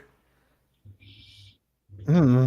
If you're using that to satisfy your urges, wouldn't you want to keep it around so you can keep doing that instead Right. of like a one and done Yeah. kind of thing? That's what I'm saying. It doesn't But make sense. Somebody like that would do it. unless you think maybe she was threatening to tell somebody or she was just getting old enough to tell people, in which case I can see like doing it to protect your own image or whatever around to protect your reputation. Mm-hmm. Mm-hmm. Yep. But either way, it seems like a very passionate, like, this wasn't just some stranger. No, this was like hands-on, like, because they always say that strangling is an act of passion or a crime of passion. It's like right there Well, yeah, on top of it's some, it's like right there face to face with somebody. So it's the most like you can justify, oh, the bullet is what actually did it, or the Mhm. blade is what actually did it, or Mhm. the poison. When you're strangling someone, they're like, that's you Yeah, doing that. There's no like, in oh, between that or wasn't yeah, me. That was the you are the weapon. firearm. Yeah. Yeah. Yeah, I don't know where that occurred at, but I did hear that he did that after she died, but I'm not sure exactly where that was at. But Amber Hearded her? That's fucked up. Mhm. Yep, they are. They are welcome here. Side note, are you having fun, Amber Heard? Now you're just known as the bed shitter. How'd that work out for you? And I heard that he smeared it on stuff. I don't know. Well, that Mhm. sounds like, like golly gee, I wonder why. That sounds like trauma. Yeah. Yeah. Yeah, he was on Dr. Phil and yeah. Yeah. And there's a little bit of an interview I got here of him, but it's from the news. It's not from Dr. Phil. I would play Dr. Phil, but I'd get struck Yeah, because Dr. Phil he'll, hates freedom. yeah, he'll strike you. He will, or I would, Dr. Phil's not even a real doctor. yeah, I, that's right. He's not, he's an Oprah doctor. Mm-hmm. Mhm. Yes. Life. Mrs. Ramsey? Likewise, the police and investigators have assured us that this is a case which can be solved. Really? You may be eluding the authorities for a time, but God knows who you are. He does. And we will find you. No, you don't. That's the only thing she I think said, one of I the believe. issues that When she said God knows who you are, that was directed at whoever did that, and I feel Mhm. like she knows who it is. Yeah. She's mad. Look at her. That is anger, and I get it. That's the right response. You should be mad. Yeah. Should be mad. I don't know He's why you didn't. Oh, yeah, you couldn't get a divorce back then because then that meant you were a slut. And she'd already been married before. Oh, she was already a slut. Oh, no. Yeah. She was a beauty queen too. Did you know that? Well, go figure. I didn't know that, but of course she was. But She yeah, was. like that was still back in a time where getting divorced was like, oh, you fucking hussy, you're getting a divorce. Yeah. Yeah. Mhm. was distressing to us, and it perhaps caused some bias of opinion, is why did we bring lawyers into this process early on? And I can tell you both how that happened and why it happened. The how is that on the day after the tragedy, we were being consoled by friends and family. And a close friend of mine, who was also a practicing attorney, took me aside and said, John, I see some things developing here that I would like to ask your permission to do some things that I think are necessary to be done. And I said, fine, do it. And so he retained counsel for Patsy and I. And we later learned, and really later was really the next few days, that the reason he did this is that sadly for our country, most tragedies of this nature, the killing of a child, apparently in the majority of cases are family related. And I think that's a tragic statement for our country. Yeah, the because we were majority of parents the of John Bonet, cases we were- are family related. Mhm. John. They are. And how many pictures of him do they need? He's Well, sitting there in one position. He's not really doing anything. He's not moving around very much. And they just keep snapping one after the other. I mean, well, how that's many kind of an millions old school media Yeah. way of like everybody wanted a different angle of the picture because it was almost like kind of the same way where when something happens, everyone wants to see the video of it from every Mhm. angle. Yeah. It was kind of the same way with pictures back then. Did the family submit DNA? I don't know. I would assume they would have to, right? I would assume they would. Because they got to distinguish theirs from. Because if they're in the house taking DNA, the families is going to be everywhere.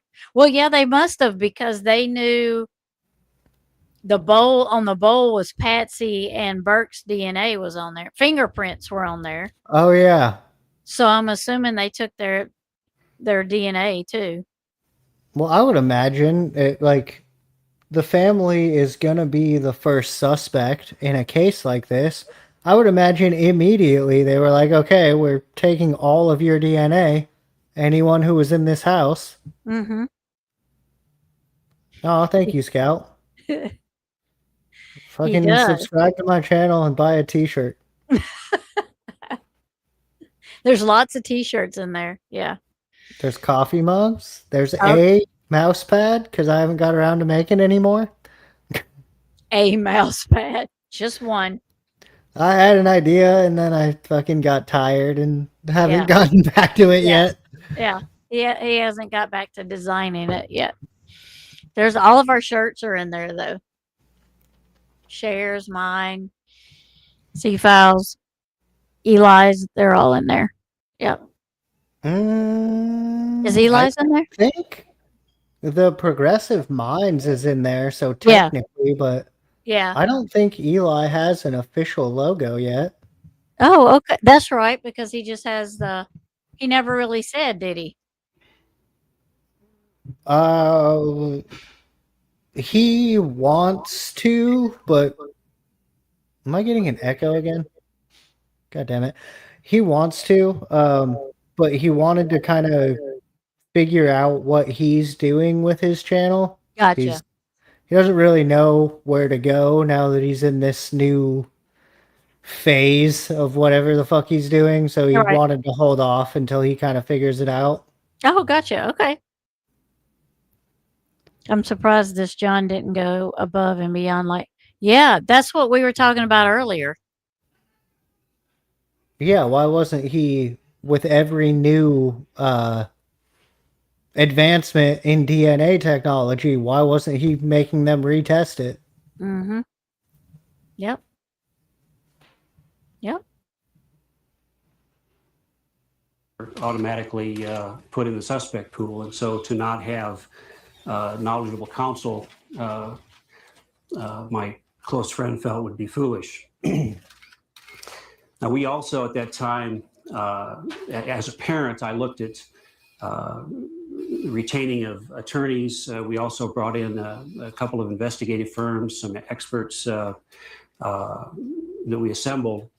I felt a very helpless feeling as to what can I do to help solve this case. Had it been in my power, I would have called out the National Guard, frankly.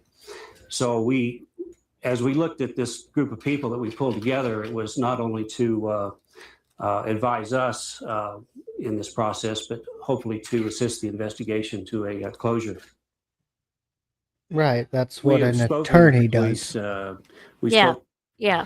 You just spent 10 minutes saying we got an attorney. To protect our interests is all they had to say. You also, fucking Lockheed Martin, you didn't have an attorney before? Yeah. Yeah. Just a tad on the echo. I think it went away. It I went think away it on my did. end. Yeah. Let me know if you still hear it, but DNA did not match none of the family. Yeah, because none of the family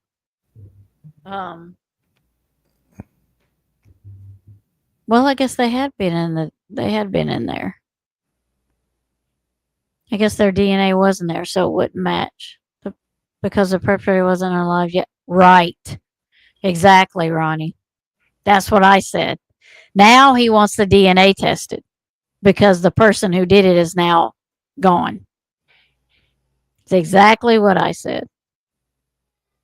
Yep. Yes, the echo went away. Okay, good. cool. And you notice how he's not really letting them ask questions, he's just talking. He's just Well, yeah, don't let people ask questions. Then Yeah. you'll have to answer them.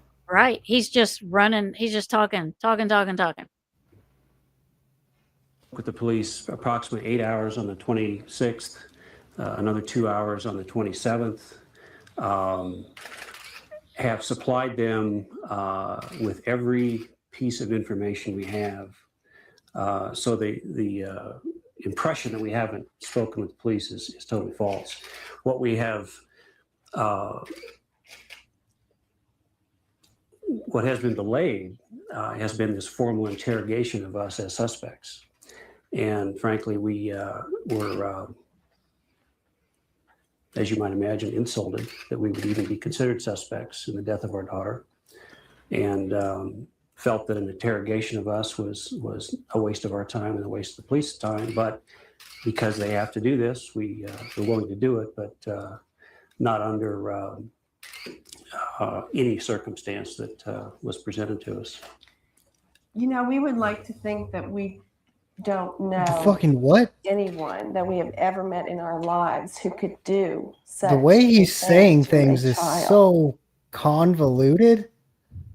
I think what he meant to say was we're considered suspects and we have to basically work with the police. But that was a fucking crazy way to say that. Yeah. That's what I'm saying. He's adding a lot of words. Word salad. He's putting a lot of crap up. 6 Up Media. Hi. Hold up. Hi. Thank you for coming in. Oh shit, I didn't even, that wasn't a pun. I said what's up, 2-6 up. That wasn't a pun. Haven't seen you in a while. Good to see you.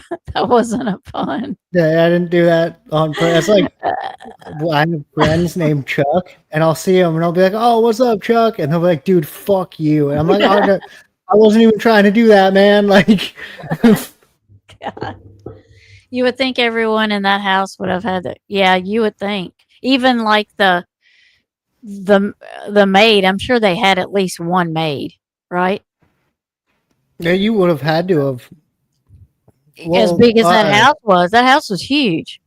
Didn't they say the 3D rendering video we watched last time, the 3D model of the house? Didn't it say like that's where the maid or the help or whatever would have been? It's the butlers. It was the butler's pantry and stuff down there. Yeah. Yeah. I had a lot going on and heard I missed. Yes, you have. There's all kinds of stuff going on 6 Up. All kinds. We can't keep up with all of it. We're having to go, live on everybody's channel to keep up with everything.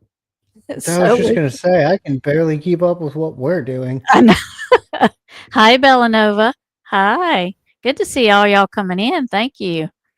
Hit the like button. Yeah, hit the like button. Check out the merch store. Check out the merch store. We got some cool stuff in there.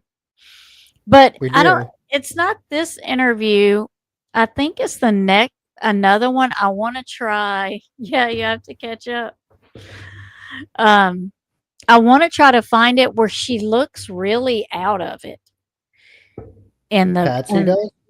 Yes, it looks like she's really on some medication, and I'm not saying anything bad about her because I don't know that I wouldn't be like that if that happened to me. I mean, Well, I can only imagine. I don't want this to is imagine. back in the late 90s where it was already pretty common for every housewife to be on like Xanax or something because, oh, my fucking wife can't settle down, so Yeah, she needs her magic pills to shut her the fuck up. So, like, she may have already been medicated just because yeah, every housewife was. And then you have a child pass away, yeah, regardless of the circumstances. Like, right. I bet she was medicated.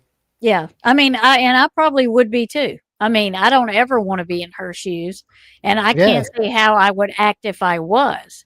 But I just feel like if I was on medication because of that, I don't think I'd be doing any interviews. I don't care what you were saying about me.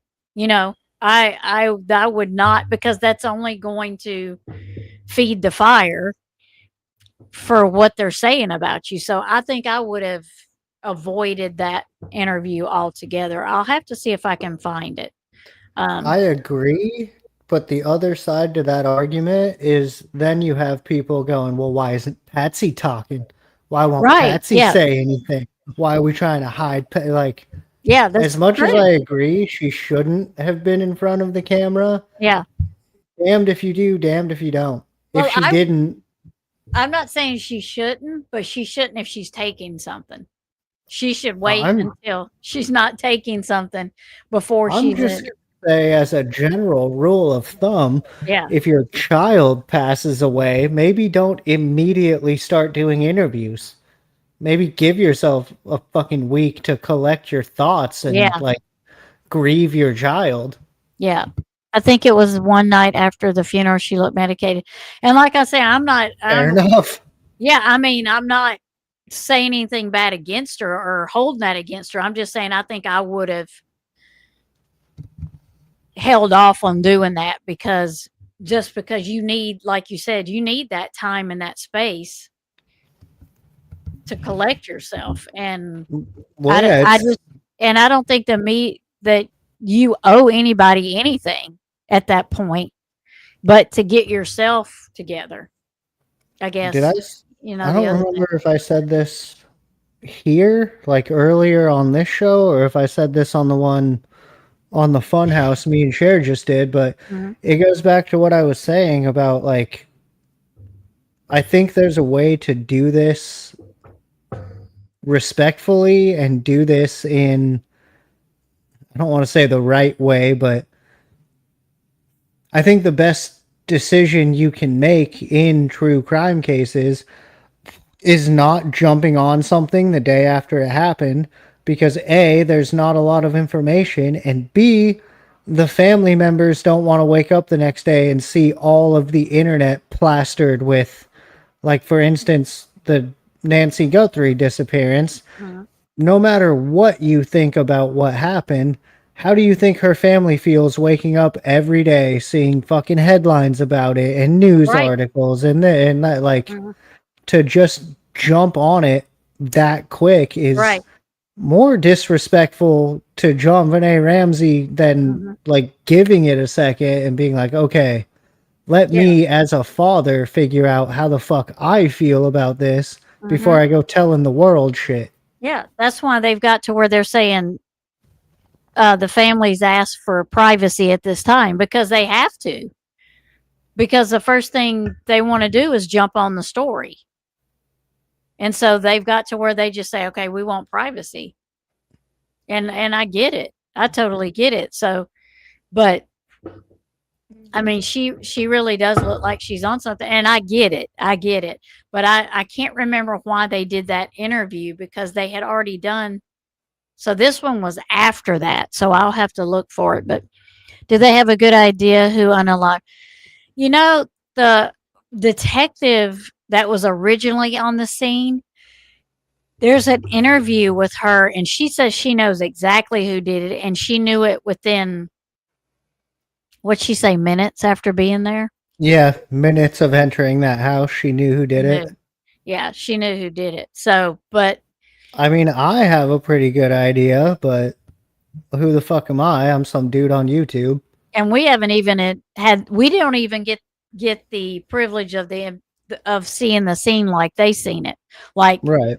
being first on the scene, actually seeing the evidence, actually um, being able to get all the information that we can't get, and we still, yeah, talking to John and Patsy and yeah, presumably the brother, but talking to all them like as it happened and seeing their their mindset and just like the way, like, were they calm, were they freaking out, did they seem in shock, did yeah, they see, how were they acting? yeah. Because he found her, he found Jean Benet, so he brought her upstairs to that room where everybody was at.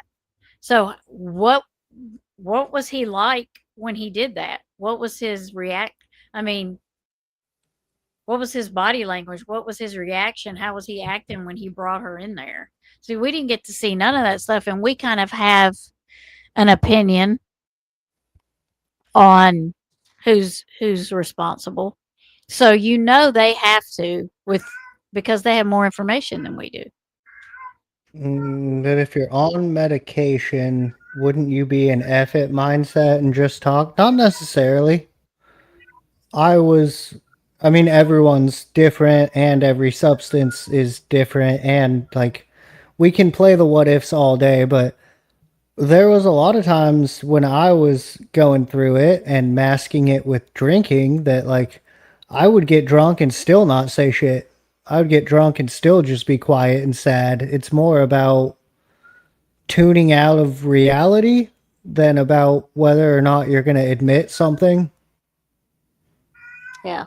I mean, maybe. I would think you're more likely to slip up if you're high, but also I don't think her being on Xanax would just be like a truth serum.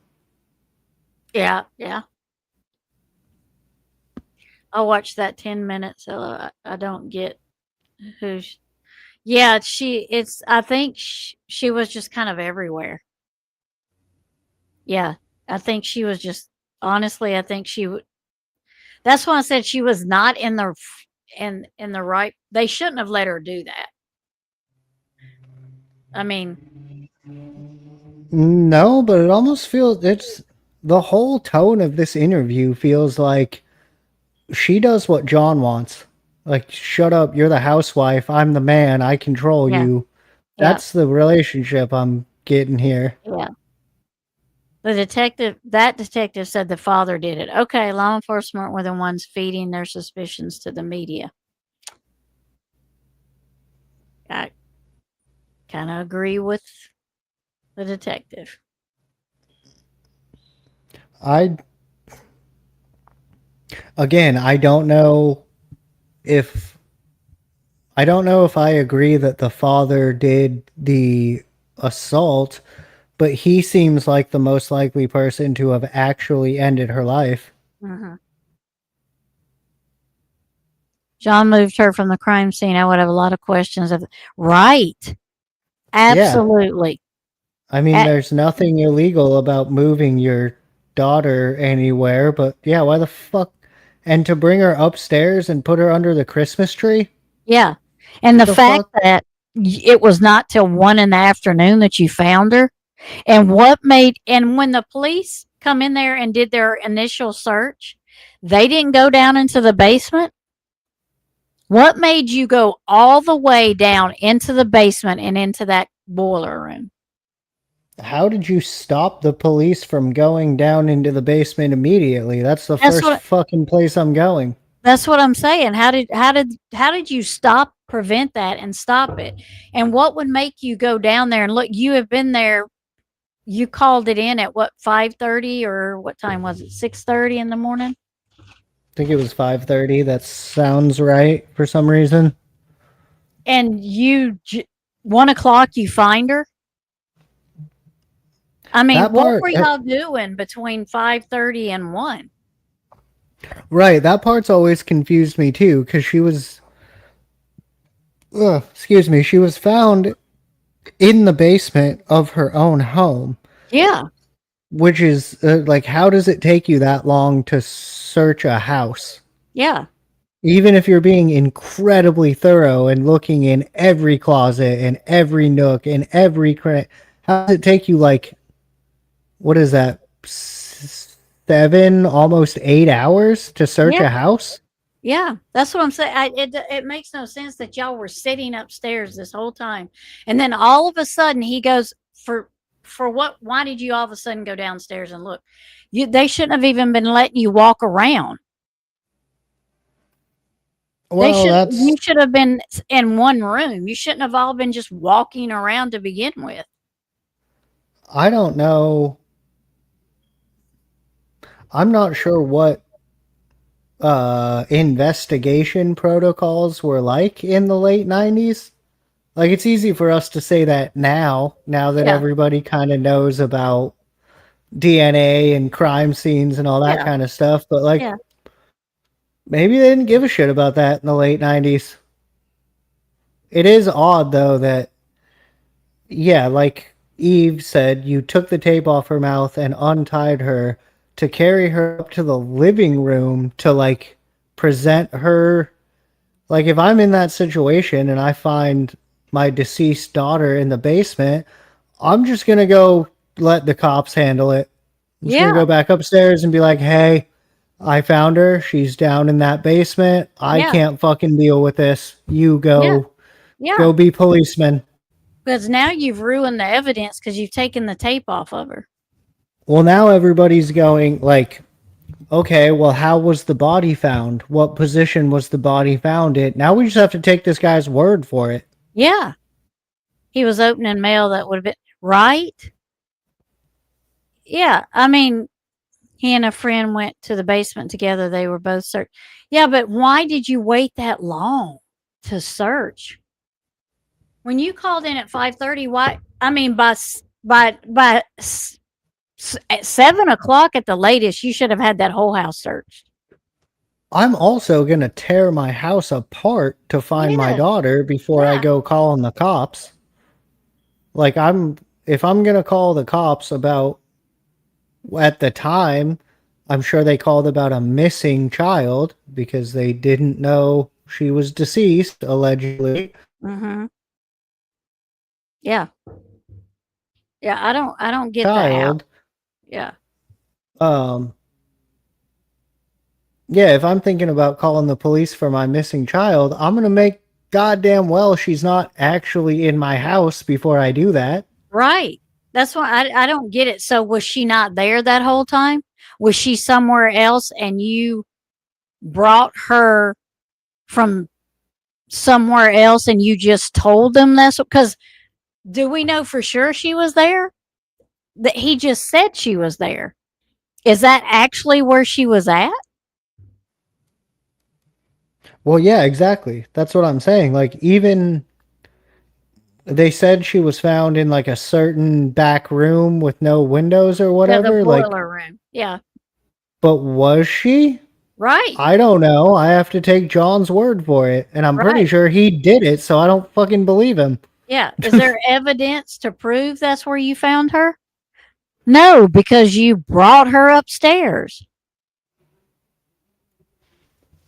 So that's the whole thing is I don't so for all we know they looked everywhere for her. Just say this, we'll just go down this road.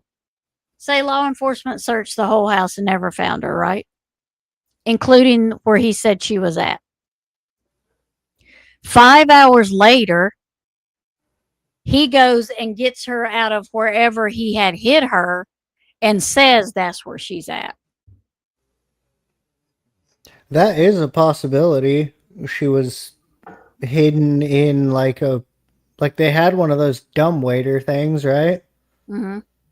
So like maybe she was put in there for a little while, or I guess I hadn't considered she was hidden somewhere until they realized like the jig is up. We're not going to get the cops out of our house before they comb every square inch of it. Yeah. Well, oh, I'll be goddamn. Oh, shit, I found her in the basement. Wow, this is crazy. That's what I'm saying. How could they have been there at 5:30 and searched the house and not found her, and then he finds her? Unless I'm missing something, some information that I'm missing in between there. I just don't get the time difference. I mean, that's plenty of time for him to I mean, she could have been hid anywhere, and then he just 7,000 square feet of a house. Him and his friend could have went down there, went and moved her and put her there, and just said, "Hey, this is where we found her." She could have been somewhere else the whole time. That's why law enforcement never found her. I just don't get the hours, and them just sitting there. What was going on? Were they just sitting there for 6 hours? What was law enforcement doing that they couldn't find her as easily as he did when he went down to the boiler room? It sounds like a lot of what law enforcement was doing was sitting around fucking chatting with That's what, yeah. John and Patsy here. It doesn't look like they were searching. They were like hanging. They came over for Sunday coffee. Yeah. And they were just like hanging out in the living room or something. Yeah. So either you're making law enforcement look really stupid because 6 hours later you go and find her in the boiler room, or she wasn't there when they searched the first time and suddenly she appeared, according to you. That's only two things I can think of. But that's starting to sound more and more likely, is that she actually, like, the cops did sweep the house and didn't find her. And then as they were sitting upstairs scratching their heads going, okay, do you know anyone who would have taken her? Is there anywhere she would have ran away to? Is there, well, oh my God, I found her. Holy shit. Yeah. Waiting on the ransom call. Yeah. He was making arrangements and getting the money. Right, but they should have searched the home first. They just assumed she was kidnapped. What? I'm not. The first Ronnie also said, I think his parental instinct was to grab her and take her up and try to get her help, and that, like, he moved her out of parental instinct. Mm-hmm. Okay. I'm not making arrangements to get the money to the person who kidnapped my daughter. Mm-hmm. I'm getting a 45 and putting it to people's temple until they tell me where my fucking daughter is. Right. You want to talk about parental instincts? I'm not going to the bank. Well, and the door was locked. They cannot get in there. I mean, they should have told him to open it. Yeah. I mean, fuck you. What do you mean there's a room I can't get in when I'm looking for a missing child? Open that door. So it either sounds like law enforcement was just like blowing off.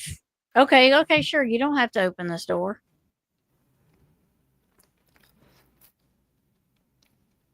The woman detective told John and his friend to go search and see if they find anything, but not to touch anything, and if they found something, let her know. Well, they didn't do that because he touched everything. Mm-hmm. Why wasn't Patsy concerned or looking for a person? Right, when she wasn't around. Yep. I mean, I would have searched my house first before I called, like Casey said.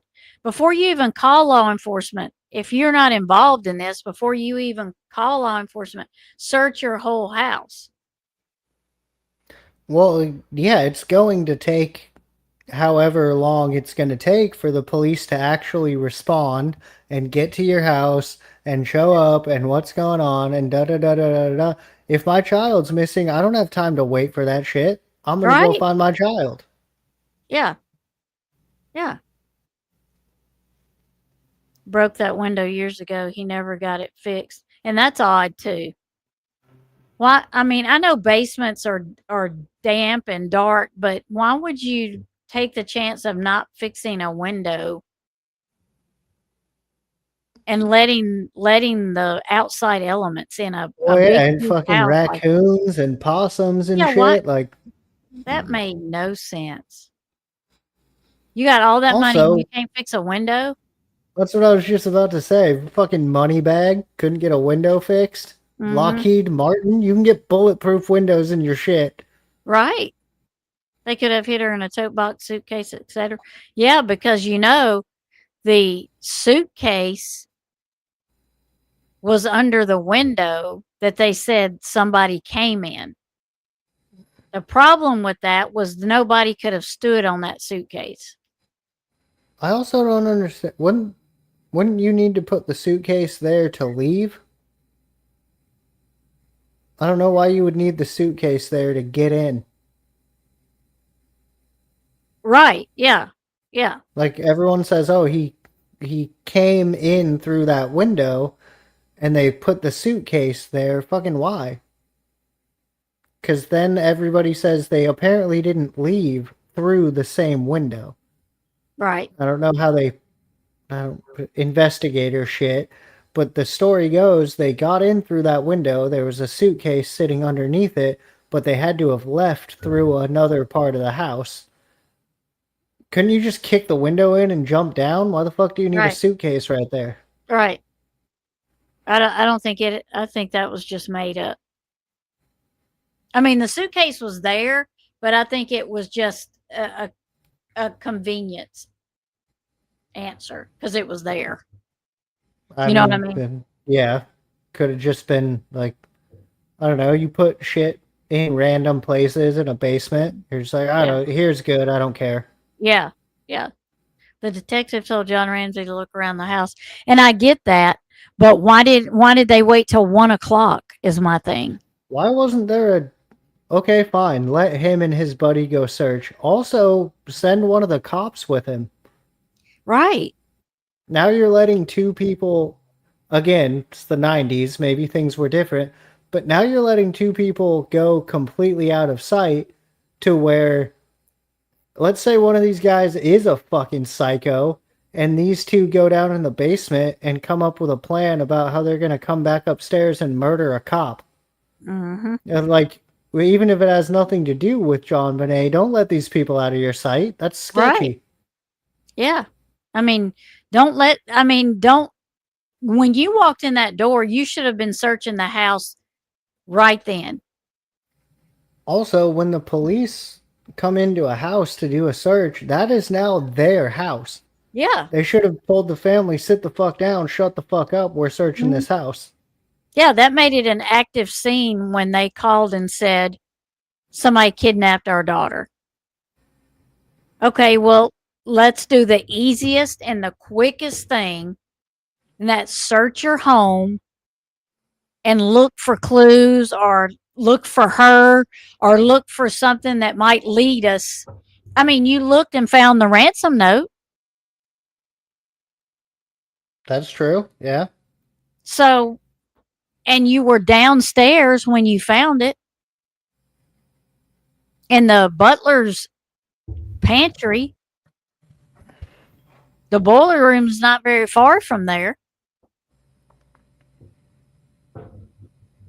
And if the boiler room door was locked, how did the killer get back out without them knowing it?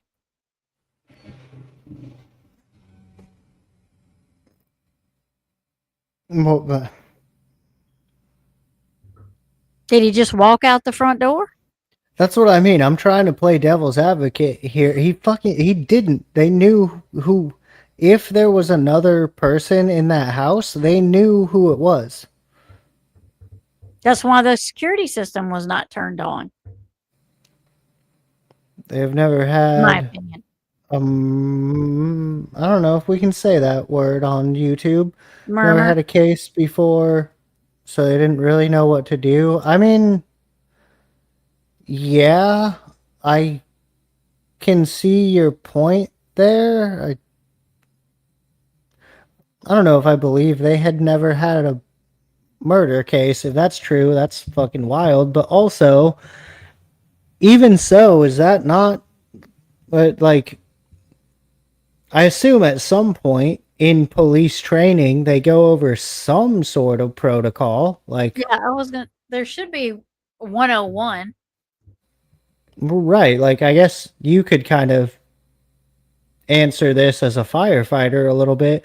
I'm sure you guys at least talk about, like, you at least have verbal training for situations you're probably never going to encounter, but Oh like yeah, yeah, you could. So we got to watch this PowerPoint or whatever it is. yeah. You gotta have a plan. You gotta have a protocol. Well, we call them pre-incident plans. Like we hope the Dollar General down the road here don't ever catch on fire, but if it does, we got to know where everything's at in that store.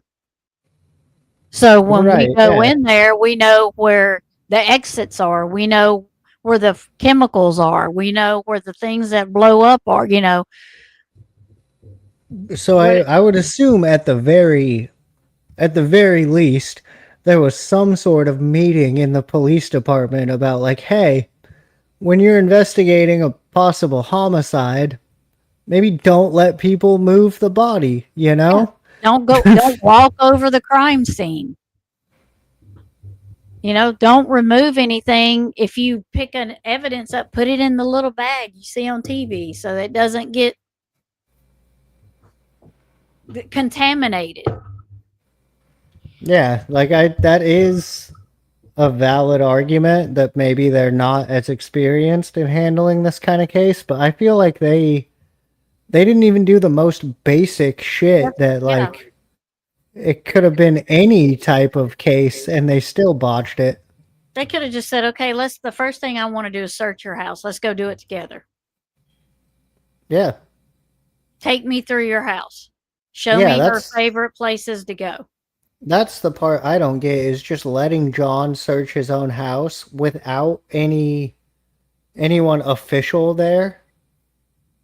I mean, even just say, for instance, even if they are totally innocent, because they are, you can't, nothing's been proven, but just say they went searching in their house before they call law enforcement. And they're like, well, we're not going to look in the boiler room because it's locked. You still need to look in there.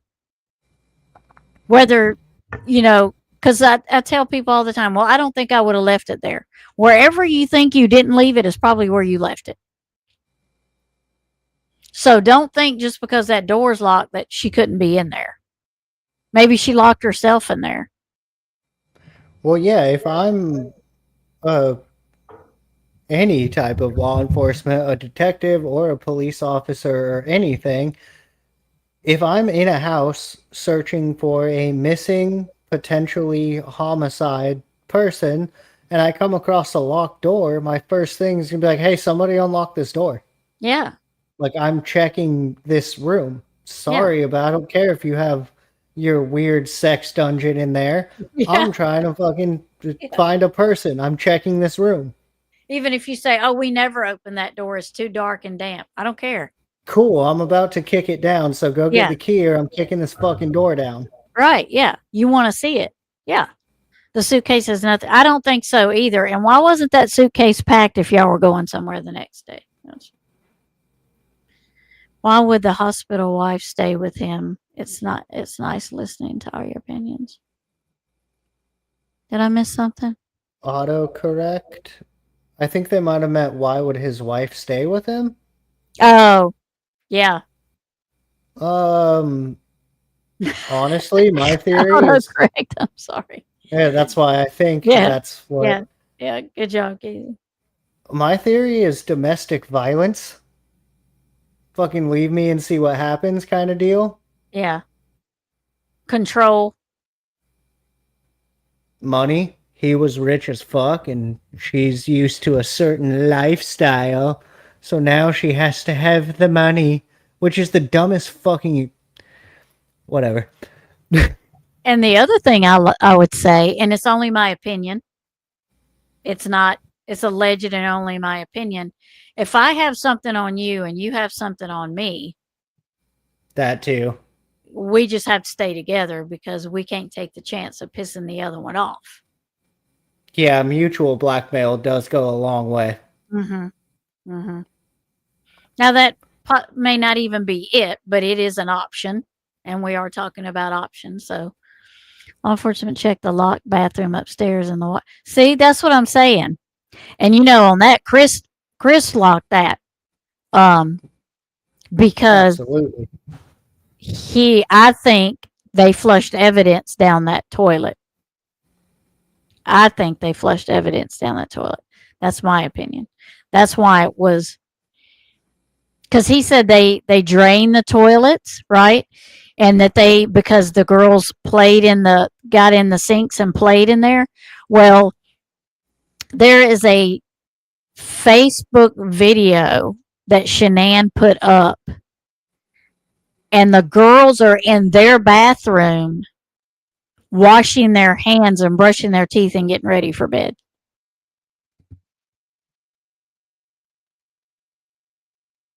So Huh. I think he lied about that to make Shanann look bad. But Well, I'm sure he did, but yeah, but there is a video of them in their bathroom brushing their teeth and getting ready for bed. But I think the reason the door was locked and there wasn't any water in the toilet and it had been turned off was because they flushed evidence down it. That's just my opinion, but yeah. They should have kicked everyone out. Yep.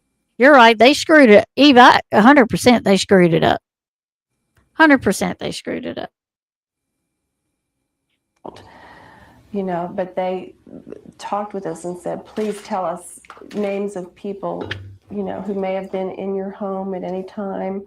We just outpoured information just as much as we could try to remember. But, no one specifically came to mind. I mean, you can't imagine such a horrible thing ever happening, much less somebody that you may know. At first we were shocked and then outraged, and then we understood statistically that's a sad state of affairs. That's apparently in the majority of cases like this in our country, family members or parents are ultimately involved. And so He's we got accepted dry mouth. Being smoking suspects. But what concerned us, and certainly still does concern us, at least up till yesterday, is that any time spent looking at us is time that's wasted. And that in part is why we brought in an investigative team as well. An arrest is absolutely necessary in our you lives. talk like me, except for I used to do a lot of drugs and I hit my head a lot. So I don't know why you're having trouble coming up with words. I have fucking brain damage. That's my excuse. Mm-hmm. Mm-hmm. Mm-hmm. That's why I said I find that when people, I call it word salad. So for me, it's like somebody that's just inserting a lot of words and a lot of sentences, and they're trying to put all this geeble gargle crap in there, and they're just making, like a while ago, he could have just said, we got lawyers to protect ourselves. Instead, he goes down this long freaking road. He goes around California to get to Texas. Well, dude, that's just break it down to the point. Don't spend 5 minutes telling us two that's lines. also a Richie, like, white collar, high class, like, they always have to sound so much smarter than everybody. So they try to say shit that makes them sound smart. But then when you break it down, it's just a really long, convoluted way of being like, we got a lawyer so that we don't go to prison. Yeah. Just break it down. Don't spend 5 minutes telling us. I think that's a status thing. Look how well educated I am. But I also think he's spewing word salad because he doesn't know what to say. He's just trying to think of something that sounds good. Yeah. Because they're not really asking him any questions, or we're not hearing them. He's just talking. We're not hearing the questions unless they cut those out and just let him talk. You know what I That's mean? possible. That could be just how this is edited. Yeah. Yeah. Wants to sound important. Yeah. That's how they win contracts, is by BSing. Well, I understand that, but like, well, you're not fooling me. I know you're not fucking smarter than me, which Right. is sad because I have brain damage. Did his investigation? I don't think so, Ronnie. I never heard if they did. And that's my other thing. If you've got such a great investigating team, like you keep talking, because you've been long-winded here, and you've been telling us you've got this great team and all, and it sounds like you got more than one lawyer. If they're really good at it, why couldn't they find some leads? How long did you keep them investigating? Was it like, how long have they been investigating the case all these years? I mean, Because allegedly. nothing's going to get you to, no investigating is really going to get you there, because there's really nothing else to look at. You need to go to the DNA. That's probably the only thing that would solve it, is the DNA that they have. Because you can't go back to the house because it's totally different. The house is totally different. They remodeled it. It don't even look like the same house on the inside. They redid that whole basement down there. They made it a livable basement. It looks nothing like when the Ramseys lived there. So you can't go back and investigate there. You're not going to get any clues from there. No, as far as like physical, Yeah, like being able to look and see how far away this is from that and whatnot. Yeah. Yeah, I mean, you'll have to go to the 3D things that we saw. With the included Sharpie in the mug from Patsy writing the ransom note. Sure. And you're going to have to go to the pineapple and the bowl. That was the slickest fucking. And here's a 3D rendering of the Sharpie that I'm sure Patsy used to write the ransom note.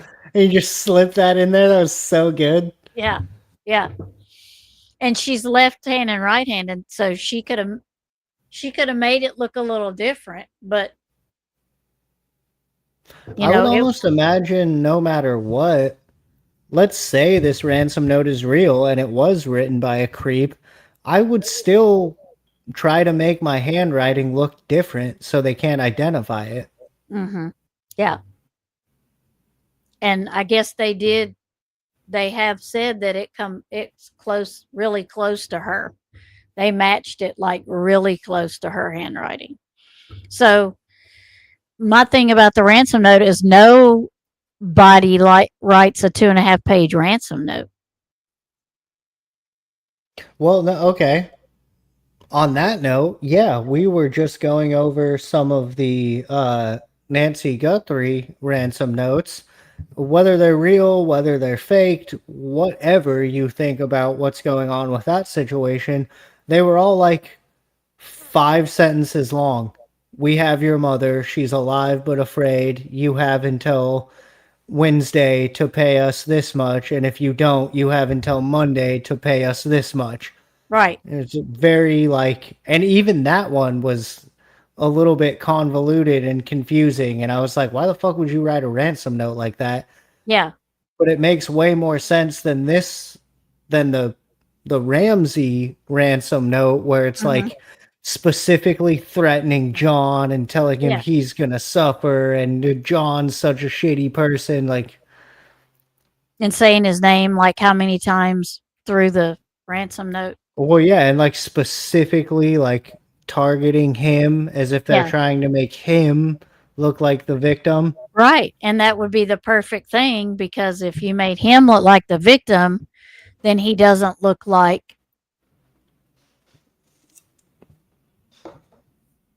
the one. Because now you're saying, oh, well, this person had something against John. So that's the angle we're going to go, because that's the angle you've given us right off the bat.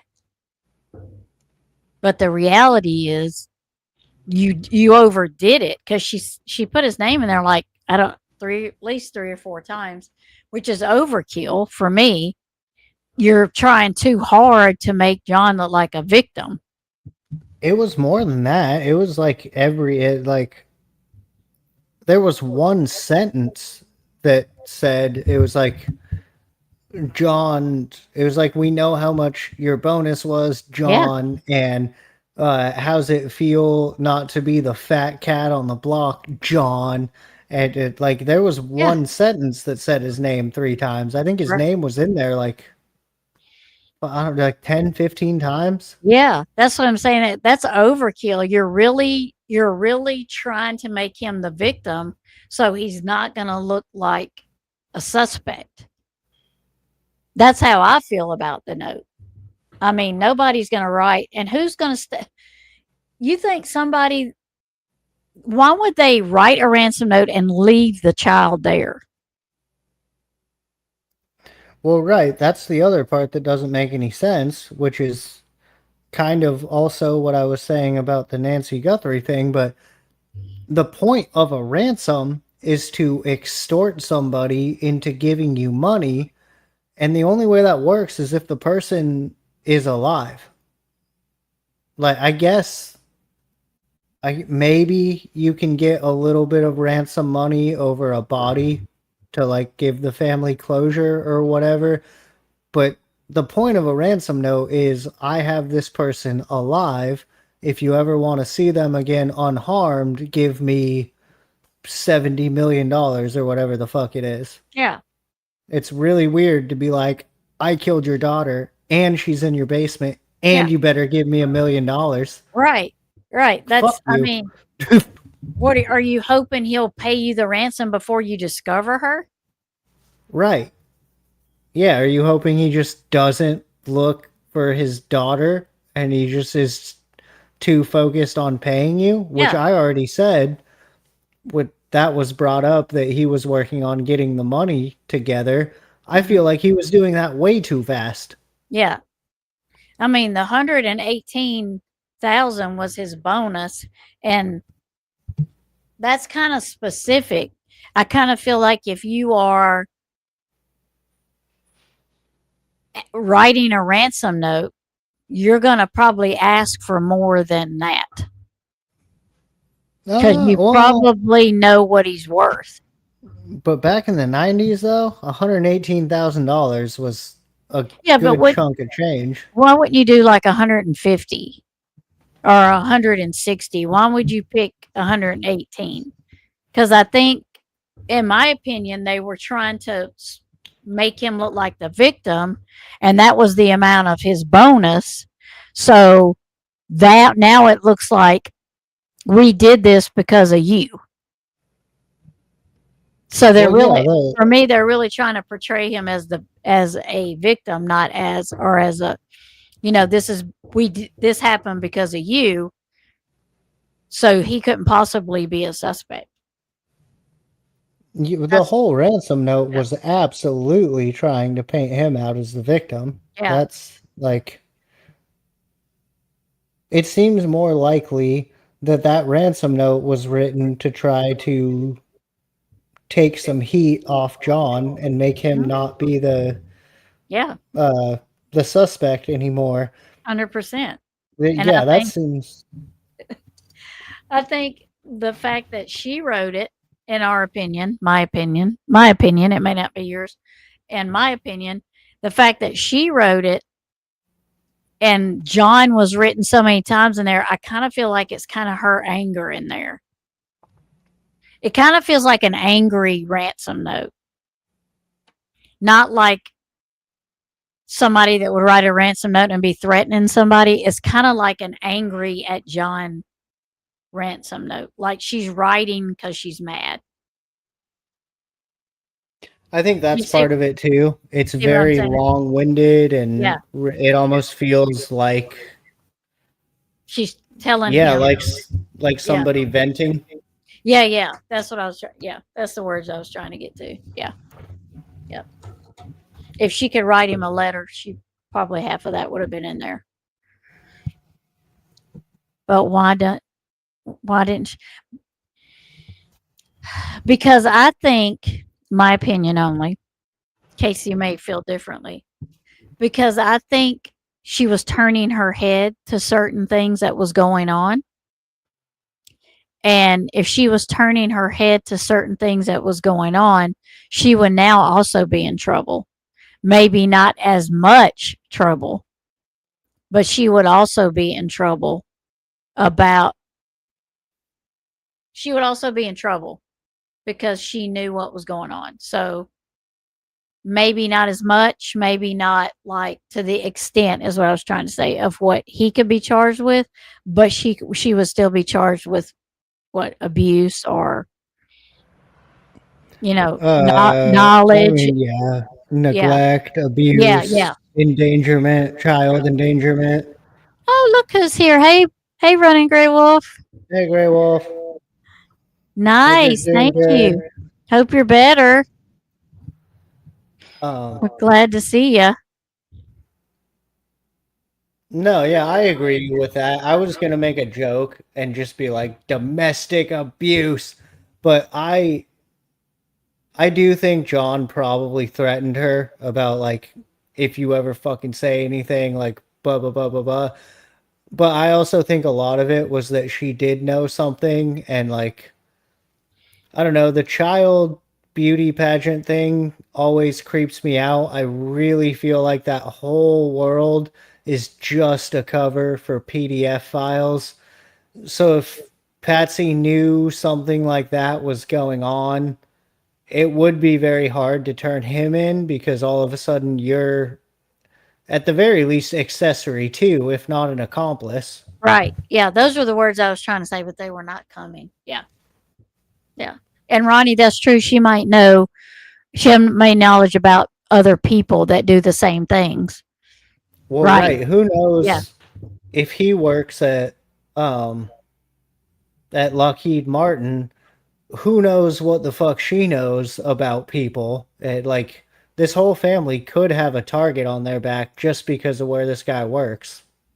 And she's always taken her to pageants and, to photo shoots, to makeup artist shoots, to clothes, to whatever, practice, whatever they have to do. And I'm sure as an adult, she sees things that are going on. She picks up on things that are going on. She knows things that are going on. And she just turns her head to it because it's going on in that whole pageantry business. Well, yeah, it's, first of all, that's just kind of the culture around those child pageants. Sorry, Yeah. everybody, but it is. Yeah.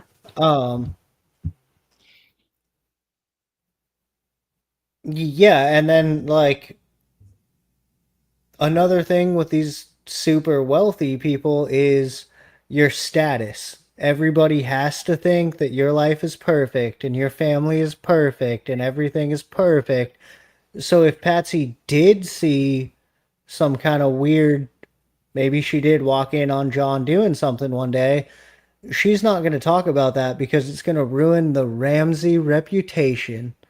And believe me when I say I know far too well that people will turn their head to child abuse if it means saving their fucking reputation in town. Mm-hmm. Yeah. Almost like Yep. I've been a part of that. Right. Yeah. I agree. Yeah. Yeah. And Patsy didn't seem like, yeah. Yeah, because she was in pageants herself. Well, right. So, I didn't know that before, but that makes this even more of a, like, well, this is what your mom did. And I mean, fucking Patsy herself was probably victimized because she was in child pageants.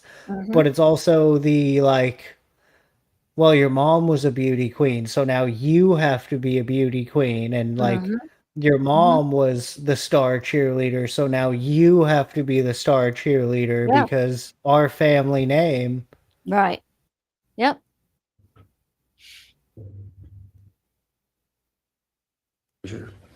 Our lives cannot go on the same as they might have had John Bonet still been here. But I know how I feel today, and that an arrest must be made for us to go on with some semblance of a life and hope for the future.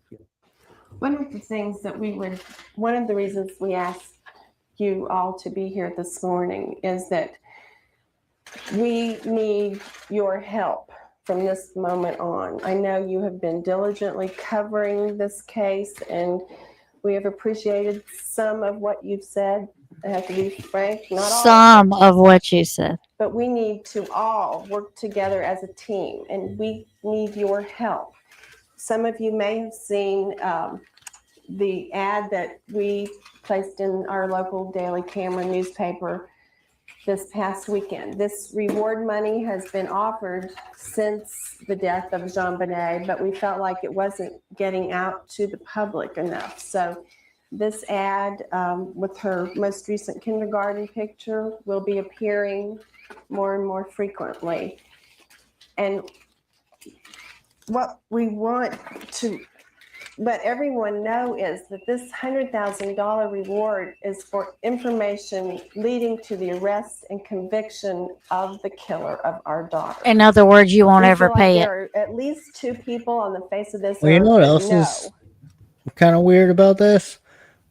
It almost feels like there's $100,000 price tag on either John Bonet or them not being exposed. Yeah. Because the ransom note wanted 100 grand, but now they're also willing to put up 100 grand as a reward. Yeah. Like that number keeps coming up, almost as if that was the price tag. Yeah. The ransom note was 118. Yeah, well, that's I mean, $100,000. yeah. I mean, yeah, but yeah, it's $100,000. Both of them are. And I Yeah, think that's odd, that number. I agree. I think that's an odd like why would? amount. But Is it's it not kind of insulting to? Let's say we believe the ransom note, and someone says, "We've killed your daughter. Give me $118,000." right. Is it not kind of a slap in the face to John Bonet to turn around and be like, "No, but we'll still pay $118 to get this guy arrested"? Yeah. Right. And they want him arrested and convicted. So you're not going to get that money until he's arrested and actually convicted. Right. You better hope the prosecutor doesn't fuck up the case, because then you're Right. not getting your money. Right. They didn't just say information leading to. Which does seem like a real, what would that be? Like a monkey's paw, where it's like, okay, you give them the information and this guy goes to court, but for whatever reason, they can't prove it. So they're still weaseling their way out of actually paying $100,000, but they get to say, oh, look how hard we're searching because we Right. offered up this money. Yeah. Yeah. That's what, in other words, they're doing it to save face because they're never going to pay that. And they kind of know it. I feel like. Well, yeah, even if You're welcome, even Renee if- Gray Wolf. We love you. yeah, I hope you feel better. I hope you're having a okay night. um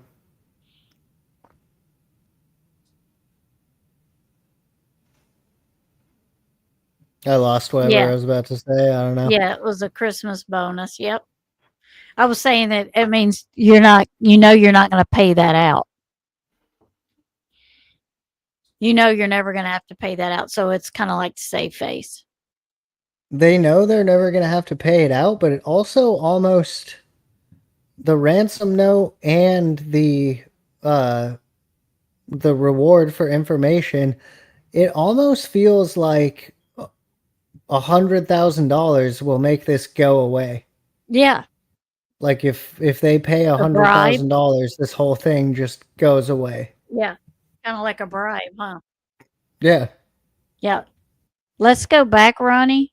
Did she say we know there are at least 2 people involved? I thought she said that earlier too. But let me go back a little bit and let's see. Let's go this far. That this $100,000 reward is for information leading to the arrest and conviction of the killer of our daughter. We feel like there are at least 2 people on the Yep. face of this earth that know. Yep, you and John. Yeah, we're who looking did at him. this. And that is the killer and someone that And his person wife. confided in. And we need that one phone call. We need the one phone call to this number that Why will the help fuck would the you? authorities come to a conclusion to this case. Please, please, if you know anything, I beg you to call us. She just told on herself. The killer and the one person they may have confided in. First of all, you mean like John confiding in his wife that he just killed their daughter? But Yeah, I mean, second of how- all, Yeah. who are you to assume that the killer is going to tell anybody? Yeah. I'm sorry, if I kill someone, I'm not putting it in the group chat. Especially if they're wanting money. Even if the money aside, if I kill someone, I'm not fucking talking about it. Yeah. Yeah. That's Well, it's good. It's a top-notch hospital. Yeah. Yeah, I don't. Who are you to be like, oh well, it's the killer and someone they may have confided in? The Mhm. fuck are you talking about, lady? Unless you're talking about yourself. Right. It is odd to say. Yep. I would absolutely want the most severe penalty that could be brought. Patsy?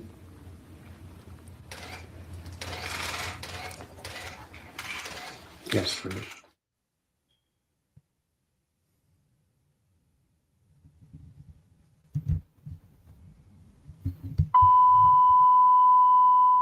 Nice. No, okay, what is this? That's weird. You just have Blooper people reel? I did not hanging out. kill my daughter, John Bonet. Are they doing it again? There have also been innuendos that she has been or was sexually molested. Yeah, Is this they're just a just- loop? Yeah, it's on a loop, I guess. Okay. Well, It's like that was that interview. 12 minutes, so I guess they're running it. Gotta get running them it. YouTube ad views, you know? Yeah. Well, they're not getting them from us. Or they may have, what was that, Channel 9 or whatever the fuck? Yeah, May have just looped that so they could run it all day. Oh, that's true. Yeah. 'Cause back in the day when you had the news, they would just loop shit all day long so everyone could see it. Yeah. Very good. Very good. Some criminals do run their mouth about what they've done. Some do. Yeah. Those people go to prison. Those are the people we call fucking dumbasses. Obviously, I'm nobody's ran their mouth in this one. Isn't that amazing? I'm sorry, but people who end up in prison and then they like brag about it. I went to prison. Yes, you're a fucking idiot. That means you got caught. That means I'm better at crime than you because I didn't go to prison. Yeah. Yeah. I was gonna say something. I forgot what it was. What the fuck kind of breathing treatment sets off a fire alarm?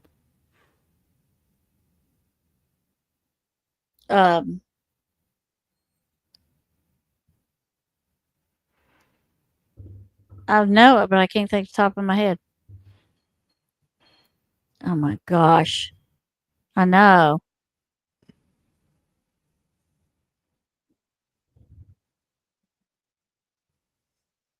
One with Muco mist. Yeah, it's a pretty thick mist. What? I've blown cigarette smoke. I'm a dirtbag. Fuck off. I've blown cigarette smoke into a smoke detector and it didn't do anything. Lung medicine will set them off? Apparently. Interesting. It is interesting. Yeah, it turns out you can blow cigarette smoke into a smoke detector and it doesn't fucking do anything. Nice. But a stove will make them one go off. I assume it's got something to do with, It's the steam. would it be the carbon monoxide or? Well, It's whatever the detector's detecting doesn't make it go off in cigarette smoke. most smoke alarms are like steam. The steam or the heat, the rush of the heat will hit it first. So if the smoke from the cigarette doesn't have any heat on it, it's not gonna. Oh, okay, that makes sense. Yeah. But people can still smell. That's true. That's the point. They should have come in there and knew that was not. Well, first of all, what hospital lets you smoke in your room? Fucking cool ones. You know what's actually surprising? Granted, I'm staying in fucking ghetto ass hotels, but like most of the hotels in California have smoking rooms, which is fucking, first of all, it's 2026. Nobody has smoking rooms. Second of all, people get way more mad at me for smoking a cigarette than smoking a joint. I can smoke a joint wherever the fuck I want in this city. If I light up a cigarette, people are like, "Oh my god, my kids are here." And I'm like, "What? I was smoking weed 2 minutes ago. Why are you fucking mad at me now?" What? That's hilarious because they can't see the smoke from that, I guess. Well, So they don't know you're smoking it. But then I go to a hotel and they're like, "Would you like a smoking room?" I'm like, "What? What? Not everybody hated smoking here." You have to pay extra for a smoking room? They just tell you. I don't know. It feels like a trap. It feels like an excuse to hit me with a security or a damage charge. Yeah, that's what I'm saying. Yeah. Yeah, I haven't taken anybody up on that offer. I'm just surprised that, like, the fuck? Really? In the place where everybody's like, California's the place that has the special label because everything has been known in the state of California to be linked to some sort of cancer. Yeah. Yet I'm allowed to smoke in my hotel room. Yeah. People smoke. Anyway. Yeah, exactly. I have a feeling I light a cigarette in here and then they just fucking charge me $100 for it. Yeah. Yeah. I'm not playing that game, but they offer it, which is surprising. Yeah. All right. Well, we are going to end it there. I think the next time we had discussed some different things, we probably will look at Burke's interview because the little one that I have, I think is like 15 minutes. That'll be an interesting interview to look at, and then maybe talk about really go into maybe look at McKee's video. I'll look at it and see if we can look at his video, and then maybe talk a little bit about conspiracy theories on what it could be other than what we've already talked about, and see what. Yeah, I mean, I feel like we've been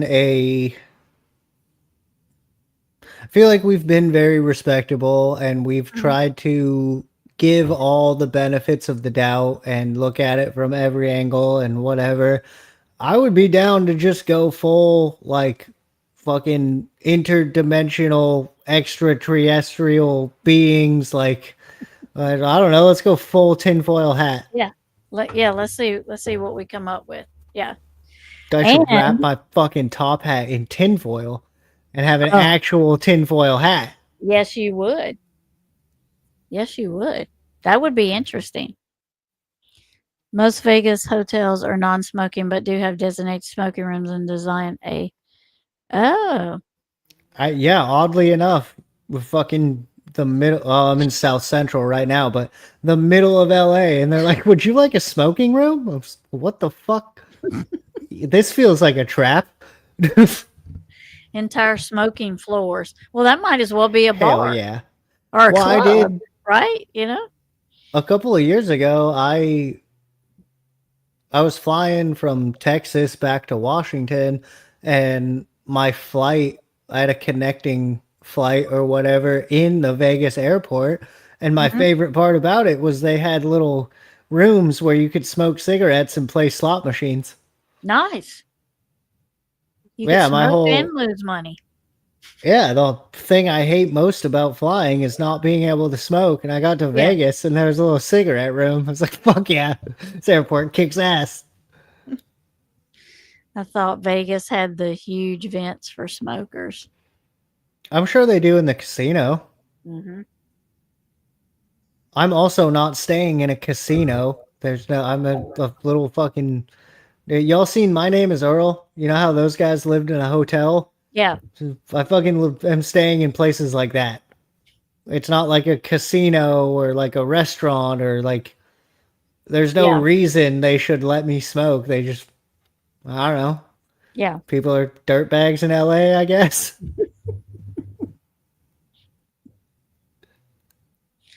So I do have another case that we are going to talk about. And this one's going to be really cool. And I'm looking forward to it. It's not really a case. It's not really a true crime case. So we're going to step out a little bit because this is Progressive Minds for Crime Time. So we're going to step out a little bit. I would say it's half true crime because I feel it's a crime, but it wasn't classified as a crime. I might get a little heat for this one, but maybe my channel's small enough where she won't ever know that I'm talking about it. But we are going to talk about Kurt Cobain. And we're going to talk about a little bit about Nirvana. And we're going to talk probably a lot about Courtney Cox. Did you do that on purpose? What?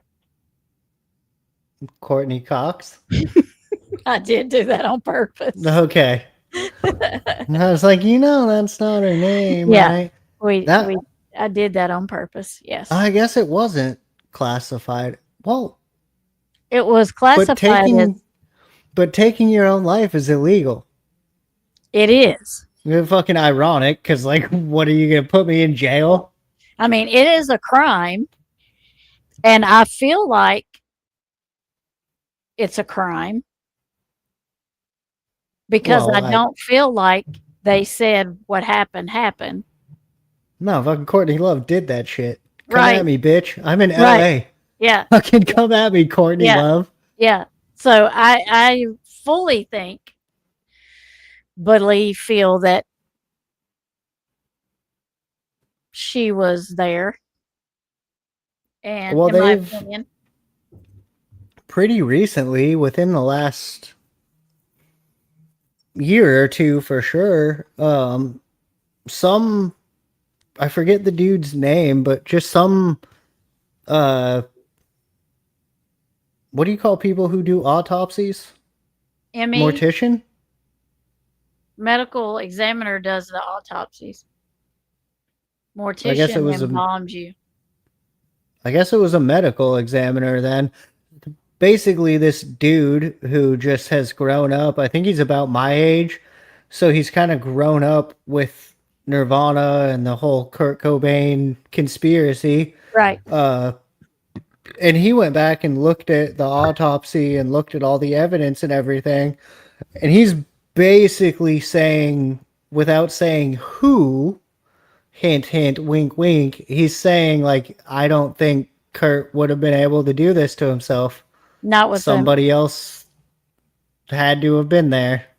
especially with what he had in his system that they said he had in his system.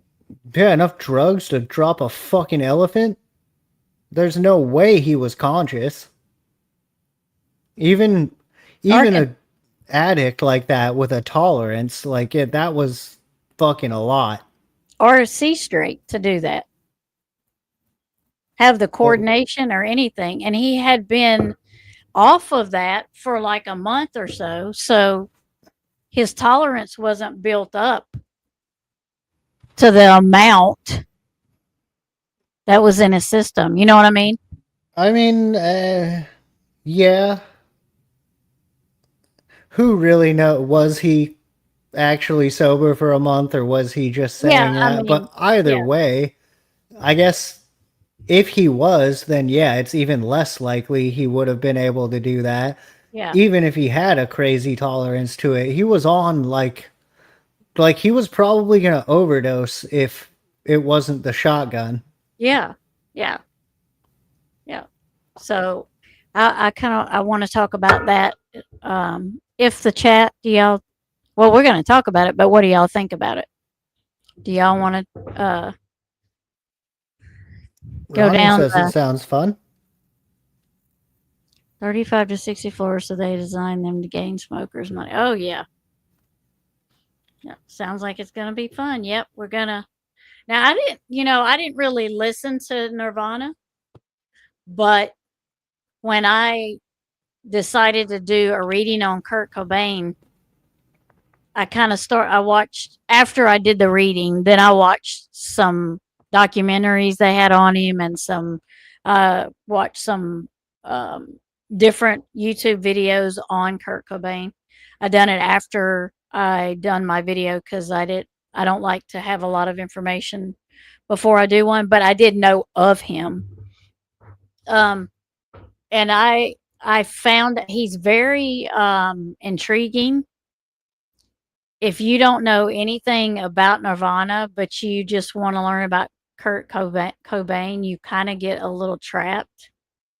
And Oh, he was a genius for sure. yeah, you really get trapped in just him It's and sad just because like Nirvana's not a hot take. The internet's gonna be mad at me. Nirvana's not really that great of a band. Everybody, it blew up because of what happened to Kurt Cobain, yeah, but like it's really not. I can think of like 12 bands off the top of my head that are better than Nirvana. hmm And that's not saying Kurt Cobain wasn't amazing. yeah. It's just that Nirvana wasn't even that great. I don't. If Kurt was still alive today, I don't think Nirvana would be as big as it is. If Kurt would not have died, he was not going to stay with Nirvana. I don't think so either. He would That's have went my and done opinion. solo shit. Yeah, Yeah. because when I did my video on him, I totally got that he was gonna break away from them, and they knew that. Well, he was already very like it was already kind of hard to work with him because he was very introverted, Mhm. he wanted to lock himself in his house. He was a fucking artist. He Yeah, wanted to lock himself in his yeah, room and make art. So it yeah, was already hard to get him to be a part of a band in yeah, general. yeah.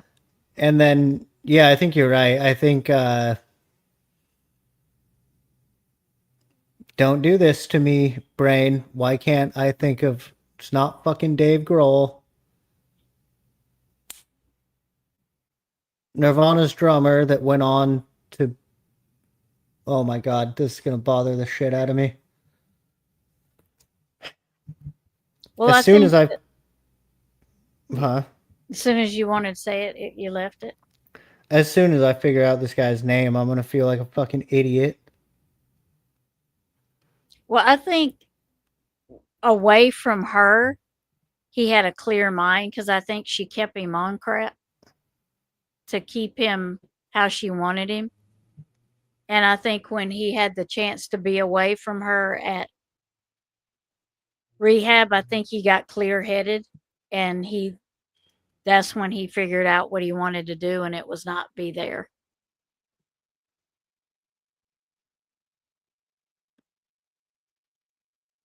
And I think he was changing his direction.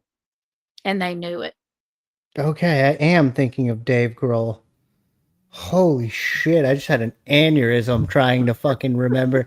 Dave Grohl was gonna leave and do his Dave Grohl thing anyway because he fucking always wanted to be the center of attention of everything.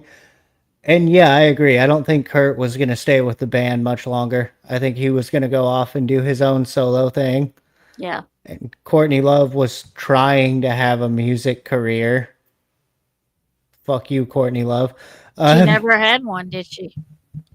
I mean, technically, she's got a catalog of music.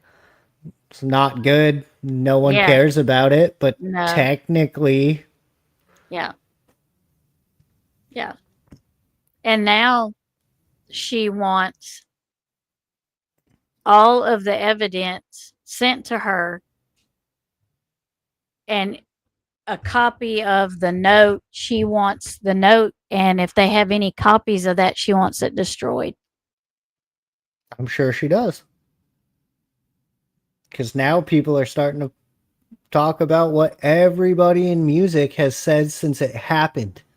As soon as Kurt Cobain died, like, I am actually pretty close to this one being from Washington State. We all know what the fuck happened to Kurt Cobain. Yeah. As soon as that happened and the police and the news and everybody started saying it was a suicide, everyone was like, no, it wasn't. Fucking Courtney Love killed that guy. Yeah. Yeah. Yeah. And so she just wants it so she can destroy evidence. She's wanting to destroy evidence. That's what she's wanting to do, in my opinion, because if they give her everything, they won't have anything to, if the DA wants to push it and go back through the evidence, and prove that the note's not his, because I think they said that it was written with the wrong hand. Like is he left-handed and it was written right-handed? How the fuck would you know? Can you tell what hand someone writes something with? I think by the slant, maybe. Is the only thing I can think of. I guess. I've heard of like handwriting analysis, obviously. Yeah. I've never heard of someone knowing if it was left or right. I think it has something to do with the note. I know the way, if he was laying on his back and had it upside down when he did it, the way the shell casing would have come out and where the shell was found was on the opposite side of the gun. Right. I know that much. I've never heard of the wrong hand theory. Yeah, there's something with the note, because that's what she wants back. That's one of the things she wants back, and she wants almost as if she wrote it. Yeah, and she wants copies of it destroyed. Her lawyer sent a letter to the police department requesting this. Can't the police department just tell you to fuck off? Yeah, and I hope they do. And I think it said we're not questioning your decision. We agree with it. We just want the evidence, and we don't want you holding on to it because we agree. Too bad it's evidence. Said. Yeah. So hopefully, Courtney Love. Hopefully they don't give it to her. That should make them. That should, if somebody writes you in that kind of a result, because we can't say it on here. If a family member writes you and says, we agree with your assessment of what happened, but we want all the evidence, that should send you like 10,000 red flags. I guarantee you they're investigating her off of that alone. Yeah. That's a fucking crazy thing to say to a what? You want the evidence in one of the most high profile possible homicide ruled something else in history? Yeah. and destroy what you have. I want the only copy. Yeah, it's ridiculous. That's Fuck not off, Courtney suspect Love. or anything. That's not suspect or anything. I'll have to find that video. It's a news video. I'll find it and play it. But yeah, that's. I was like, and what lawyer? Why didn't the lawyer say, "You need to sit down somewhere and be quiet"? Because they're This is going to a want to complete- investigate you after this. This is a complete side note, but do you happen to know who Francis ended up marrying? Their daughter? No. Riley Hawk, Tony Hawk's son. Kurt Cobain's daughter and Tony Hawk's son are married. What are the odds? Pretty high because Tony Hawk is super into punk music. Okay. So he was really into Nirvana, and he knows, like, I feel like they Wait a minute. kind of. Isn't he older than her? Quite a bit older than her? No. Riley's a couple years older than me. He's like 34 or 5. And I think Francis is like 31, 32. No, I mean, isn't Tony Hawk, isn't he? He's up there, isn't he? Is what I meant to ask. Like 65? Yeah, He's in his 60s. I thought so. It's hard to believe Tony Hawk is that old. It's But hard yeah, to Tony Hawk's oldest son is married to Kurt Cobain's daughter, which is just Bean. yeah, which is just fucking a weird, is. what a small world. It is. And it also, they never, both Francis and Riley, just never address it when they do interviews. I've Yeah. seen both of them do interviews since they've been married, and they just never fucking talk about it. never talk about Kurt Cobain, or never well, talk they've- about being married. Never talk about being married. Yeah. I've seen people ask, like, oh, what's it like to be married to Kurt Cobain's daughter? And he's like, I'm Riley Hawk, dude. I've been meeting famous people since I was a child because my dad is Tony Hawk. Yeah. I don't really see it as Kurt Cobain's daughter, like. But it is kind of weird that they I don't. get that. Yeah. Rock royalty and skate royalty gets married, and both of them are like, I don't want to milk this. Like, Yeah. fuck what our dads did. We're doing our own thing. Yeah. Nice to see you. You're not Oh, they're late. both the same age. Grey Wolf is saying they're both 33. Oh, okay. Okay. But yeah, to your point, Tony would have been quite a bit older than Kurt and Courtney Love at the time. Yeah. Yeah. Yeah. So I think it'll be interesting to talk about. I'll try to find the news article that talks about her requesting that, and I'll also see if I can find out any more information. Maybe a news or because I know there's a few news clips out there from the day they found it when they went to do the. I don't know if it was a welfare call check. Is that originally how it started? I think it was a welfare check. I think so, yeah. I think a Yeah. couple people were there, but they hadn't heard from Kurt in a while. Yeah. Yeah. So I'll try to find that also. So we can look at that. But thank you for joining me. Cher dumped us again. I'm getting a complex. Well, we're here. That's right. And also, I understand Cher being fucking annoyed with the StreamYard echo. I get it. Yeah, I was going to say that too. I don't know how to fix that either. It was working fine earlier. Didn't Yeah. do it once on our show. It's almost like it's wore out. It's got tired and it didn't want to work anymore. Something. I have no idea, but Yeah. December 6th, 1992. oh Okay. shit, Francis is technically older? Oh, yeah.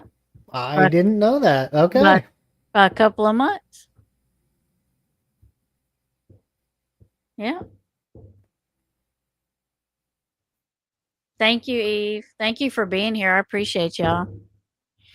Ronnie, thank you for being here. I appreciate everybody being here. Glad you popped in, Running Gray Wolf. Let everybody know how you're doing. I told them earlier, but I'm glad you popped in here and said hi to everybody. That's good. Yeah, we've been thinking about you. Yeah. We're all Gotta- hoping you get better and you can be back as soon as possible. I have to look them up. Okay. Yep. Yep. Yeah, because you need to go over and look at my post and see all of the well wishes for you over there. I've been getting them. Everybody's been going over there and leaving you messages. So go over there and check it out. Casey, are you and Cher going live anytime soon? Have you got anything scheduled? I'm not sure. I know there's several shows we have planned. I know she has some Summer Wells. I don't know if you want to call it updates, but she has some Summer Wells stuff she wants to talk about. Okay. And there's a couple little quicker things that I might want to cover. Okay. I think we're gonna do round 2 on Nancy Guthrie and kind of delve more into Savannah's exposés of the Epstein victims and Gotcha. just kind of explore that rabbit hole. Okay. I don't know what our next show is going to be yet, but I'm sure it'll be within the next couple of days ish. We're really trying to hold to like 2 or maybe even 3 times a week sometimes, but Yeah. obviously this week has been fucking crazy and we're just Yeah. trying to hold it together. But yes, Yeah. ideally we'll be going every couple of days or so. Okay. All right. My next live it'll be on the Looking Glass. I don't know what night that's going to be yet, but that'll be my next live. And before we go, if people watch this live stream and make it to the end, they will get to know this. I had talked to Cher and Casey about it. As soon as I get monetized, whichever channel comes first, it doesn't matter which channel it is, whatever channel I'm monetized on first, then I will buy a shirt or a mug of their choice when I reach monetization. It'll be, I think we're going to do a drawing or pick a number or something. I think Mark has the thing where you can, on his computer, where you can kind of roll it and it kind of picks a name. So I guess it knows everybody that's in chat. So when I get monetized, it don't matter what channel, then I will provide a shirt or a mug to anybody, to whoever wins the drawing. When I get monetized, I'll buy it for them. A shirt or a mug. So whenever that is. So yeah, let's get Tammy monetized and then we can start doing cool giveaways for you guys. Yep. I think it'll be fun. I'm going to do a happy dance. Me too. We all are.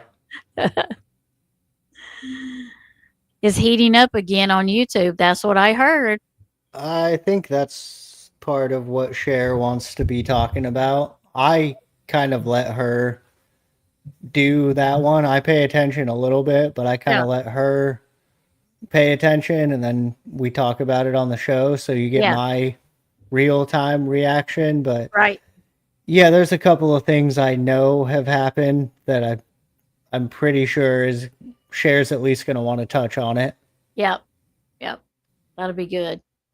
So maybe I don't know if that'll be the very next episode of the Funhouse, but I know that one's coming up within the next few episodes. Okay, cool. All you have to do is Running Gray Wolf. I sent it to you in the text message. I sent it. It should have come up. It'll be just my picture because that's my icon on there for the channel, and that's where I put it. But I'll send it to you again. All you gotta do is click on that picture of me, and it'll take you right to the post. It'll take you right to it. All right, everybody. Well, it's late. I got to be up in like 5.5 hours. So I better get off here. I got 3 youngins tomorrow.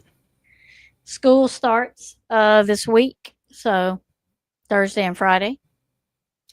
So school is back in session.